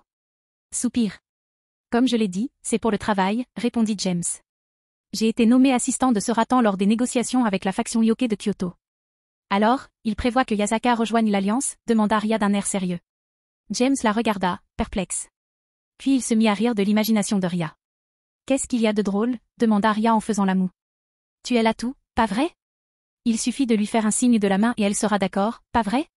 Pourquoi est-ce si excitant d'écouter Buchou dire des cochonneries? Demanda Issei distraitement. Cette fois, cependant, personne ne le regarda avec dégoût. Au contraire, tout le monde, y compris Koneko, que les sujets pervers révulsent davantage, acquiesça. Même Asia, qui avait étudié des sujets plus pervers pour attirer l'attention d'Issei, hocha la tête en rougissant. Frappé. Kia. Ne dis pas des choses pareilles devant tout le monde, dit James en souriant après avoir giflé les fesses de Ria. Puis, de la main avec laquelle il avait giflé les fesses de Ria, il désigna Asia du doigt et poursuivit, regarde la pauvre Asia. Elle pourrait s'évanouir à tout moment à cause du sang qui lui montait à la tête.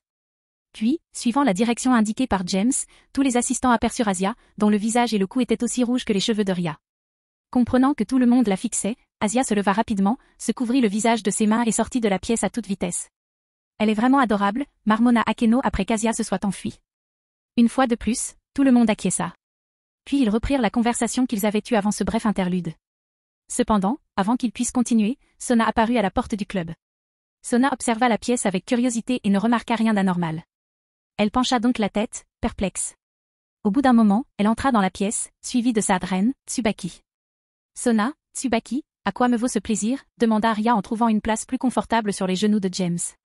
Même si elle ne l'avouerait jamais ouvertement, Sona était très jalouse de la position actuelle de Ria. Cependant, comme elle était venue au club de recherche occulte avec un objectif précis, elle ne se laisserait pas affecter. Mais avant de se mettre au travail, elle posa la question qui la tracassait depuis quelques instants. « Il s'est passé quelque chose ?» demanda Sona avec curiosité. « Je viens de voir Asia s'enfuir, le visage rouge comme une tomate. Est-ce qu'elle va bien ?» En réponse à la question de Sona, James, Ria et les membres du club de recherche occulte se mirent à rire. Akeno expliqua alors ce qui s'était passé et pourquoi Asia s'était enfuie si vite. En entendant l'explication d'Akeno, Sona et Tsubaki rirent également. « Elle est vraiment très mignonne, qu'en penses-tu Keshu ?» demanda Tsubaki en souriant. « Oui, c'est vrai », répondit Sona avec un sourire similaire. Puis, son expression reprit son sérieux habituel. « Bref, j'ai quelque chose à vous dire, James et Ria. » Entendant le changement de ton, James et Ria écoutèrent sérieusement les mots suivants de Sona. « J'ai ajouté un autre membre à ma péri, » dit Sona en désignant la porte ouverte. « Maintenant, pourquoi n'entrez-vous pas ?» Et dès que Sona eut fini, une grande femme aux longs cheveux argentés et raides entra dans la pièce. « Roswes ?» demanda James avec curiosité. « Mais je croyais que tu étais censé être le garde du corps du seigneur Odin. Comment as-tu fini par rejoindre la noblesse de Sona ?» Tous les autres furent également choqués. Personne ne s'attendait à ce que la fière et belle Valkyrie, qu'ils avaient vue avec Odin, se transforme en démon réincarné. Mais ils furent encore plus choqués lorsqu'ils virent l'expression de Roswes se transformer en tristesse, les larmes menaçant de couler de ses yeux. « Roswes, ça va ?» demanda James prudemment. « Il m'a donné. » murmura Roswes. Ne comprenant pas tout ce que disait Roswes, tout le monde, sauf Sona et Tsubaki, avec une expression confuse. « Je suis désolé, je n'ai pas bien compris » dit James d'un ton doux. Après avoir remarqué qu'elle marmonnait et se laissait submerger par ses émotions, Roswes prit une grande inspiration. Puis elle cria, comme pour chasser toutes ses émotions négatives. « Il m'a abandonné » hurla Roswes à plein poumon. « Ce vieil homme est retourné à Asgard et m'a laissé ici. » Une fois de plus, tout le monde fut surpris par l'explosion de Roswes. Puis tous la virent s'effondrer au sol, baisser la tête et se mettre à sangloter bruyamment. « Alors, j'ai contacté Dame Citri pour savoir s'ils avaient un moyen de retourner à Asgard, » dit Roswes, commençant à expliquer comment elle était devenue un démon réincarné. Ensuite, elle m'a proposé un poste dans sa pairie. Elle m'a aussi dit que je n'étais pas obligée d'accepter et qu'elle m'aiderait quand même à rentrer chez moi si je refusais. En entendant cela, tous regardèrent Sona avec scepticisme. Voyant leur expression, Sona ne put s'empêcher de froncer les sourcils. « Waouh, la faire bouger alors qu'elle est au plus bas » dit James avec un sourire. « Tu es vraiment un démon. » « J'approuve. » Sona leva simplement les yeux au ciel vers James, puis tourna son attention vers l'ancienne Valkyrie qui était toujours assise par terre. Après avoir entendu l'offre de Lady Citri, cela ressemblait à un murmure du diable. « C'est parce que c'était le cas » répondit James. Roswes a continué à ignorer James. « Et sur un coup de tête, j'ai accepté son offre » dit Roswes en relevant la tête. « Mais maintenant que j'y pense, je ne sais pas si j'ai pris la bonne décision. Enfin, que dira ma grand-mère quand elle l'apprendra ?» Personne ne savait comment réconforter Roswes. Même si la plupart des démons réincarnés présents ne comprenaient pas, ils pouvaient imaginer ce qui arriverait si un membre de leur famille découvrait qu'ils étaient devenus des démons, une race d'êtres surnaturels objectivement maléfiques. Remarquant que Roswes pleurait de plus en plus, James se leva et installa Ria sur sa chaise. Après cela, il s'approcha de l'ancienne Valkyrie en pleurs et s'agenouilla devant elle. Puis, après une hésitation, James commença à lui caresser la tête. Surprise par ce geste intime, Roswes se figea et ses larmes cessèrent de couler. Un instant plus tard, elle releva la tête et regarda James dans les yeux. « Je sais que ce doit être dommage d'être ainsi abandonné, » dit James doucement. « Mais honnêtement, c'est la perte d'Odin. Nous savons tous combien tu es doué en magie. Et nous savons tous que tu serais un atout précieux pour tout groupe ou organisation qui aurait la chance de t'accueillir. Alors, arrête de pleurer. » Après les paroles aimables de James, Roswes le fixa simplement un moment. Commençant à se sentir étrange, James continua de lui caresser la tête et reprit la parole. « De plus, une belle fille comme toi est plus apte à sourire qu'à pleurer, » dit James avec un sourire. Puis, sans laisser à James le temps de réagir, Roswes se jeta sur lui et enroula ses bras autour de son cou. Sans se préparer à cette étreinte sournoise, James tomba en arrière, Roswes sur lui, pleurant de nouveau. Mais cette fois, ses larmes étaient plus joyeuses. Pendant ce temps, tout le monde, sauf Issei, souriait à la conversation que James venait d'avoir avec Roswes. Issei, quant à lui, regardait James avec jalousie. « Pourquoi tout le monde se jette sur James sans paix ?» demanda Issei d'un ton désemparé. « Parce que la partie inférieure de la tête n'est pas la plus intelligente des deux » dit Koneko avec dédain, sans regarder Issei. Issei ne savait même pas comment réagir. Il savait déjà qu'il laissait sa libido dicter ses actions plus qu'il n'aurait dû. Mais il n'avait aucune idée de ce qu'il devait faire. Au même moment, James parvint à s'asseoir. Roswes se sentit à l'aise dans son étreinte et enfouit sa tête contre son torse. James regarda Sona, impuissant. Sona se contenta de sourire. « On dirait que tu as une autre admiratrice » dit Sona d'un ton enjoué. Vous devriez prendre le temps de faire connaissance. En même temps, pourrais-tu lui apprendre quelques techniques de combat rapprochées ? Ce ne serait pas logique que ma nouvelle tour soit inutile au corps à corps, pas vrai? Attends, tu as transformé un génie magique comme Ellenbrook? Demanda Arya en s'approchant du groupe. Je n'ai pas pu m'en empêcher. Sona haussa les épaules. Je n'avais plus de pièces de fou. Alors j'ai eu l'idée de l'utiliser comme tank. Avec une défense supérieure et un bombardement magique, elle serait parfaite pour ce rôle. Et si on pouvait faire d'elle une combattante de mêlée compétente, elle remplirait parfaitement ce rôle. Je vois, répondit James d'un hochement de tête. Ça ne me dérange pas de l'entraîner. Mais cet entraînement sera assez spartiate. Il faut qu'elle atteigne un niveau acceptable le plus vite possible, non? Bien, répondit Sona en hochant la tête. Très bien, alors je m'occuperai d'elle pendant nos entraînements après l'école, dit James. Oh, et à partir de demain, Roswes sera professeur à l'Académie Kuo, dit Sona comme si c'était une idée de dernière minute. Tout comme le conseiller du conseil des élèves. Fin de la vidéo, abonnez-vous à la chaîne pour nous encourager, merci beaucoup.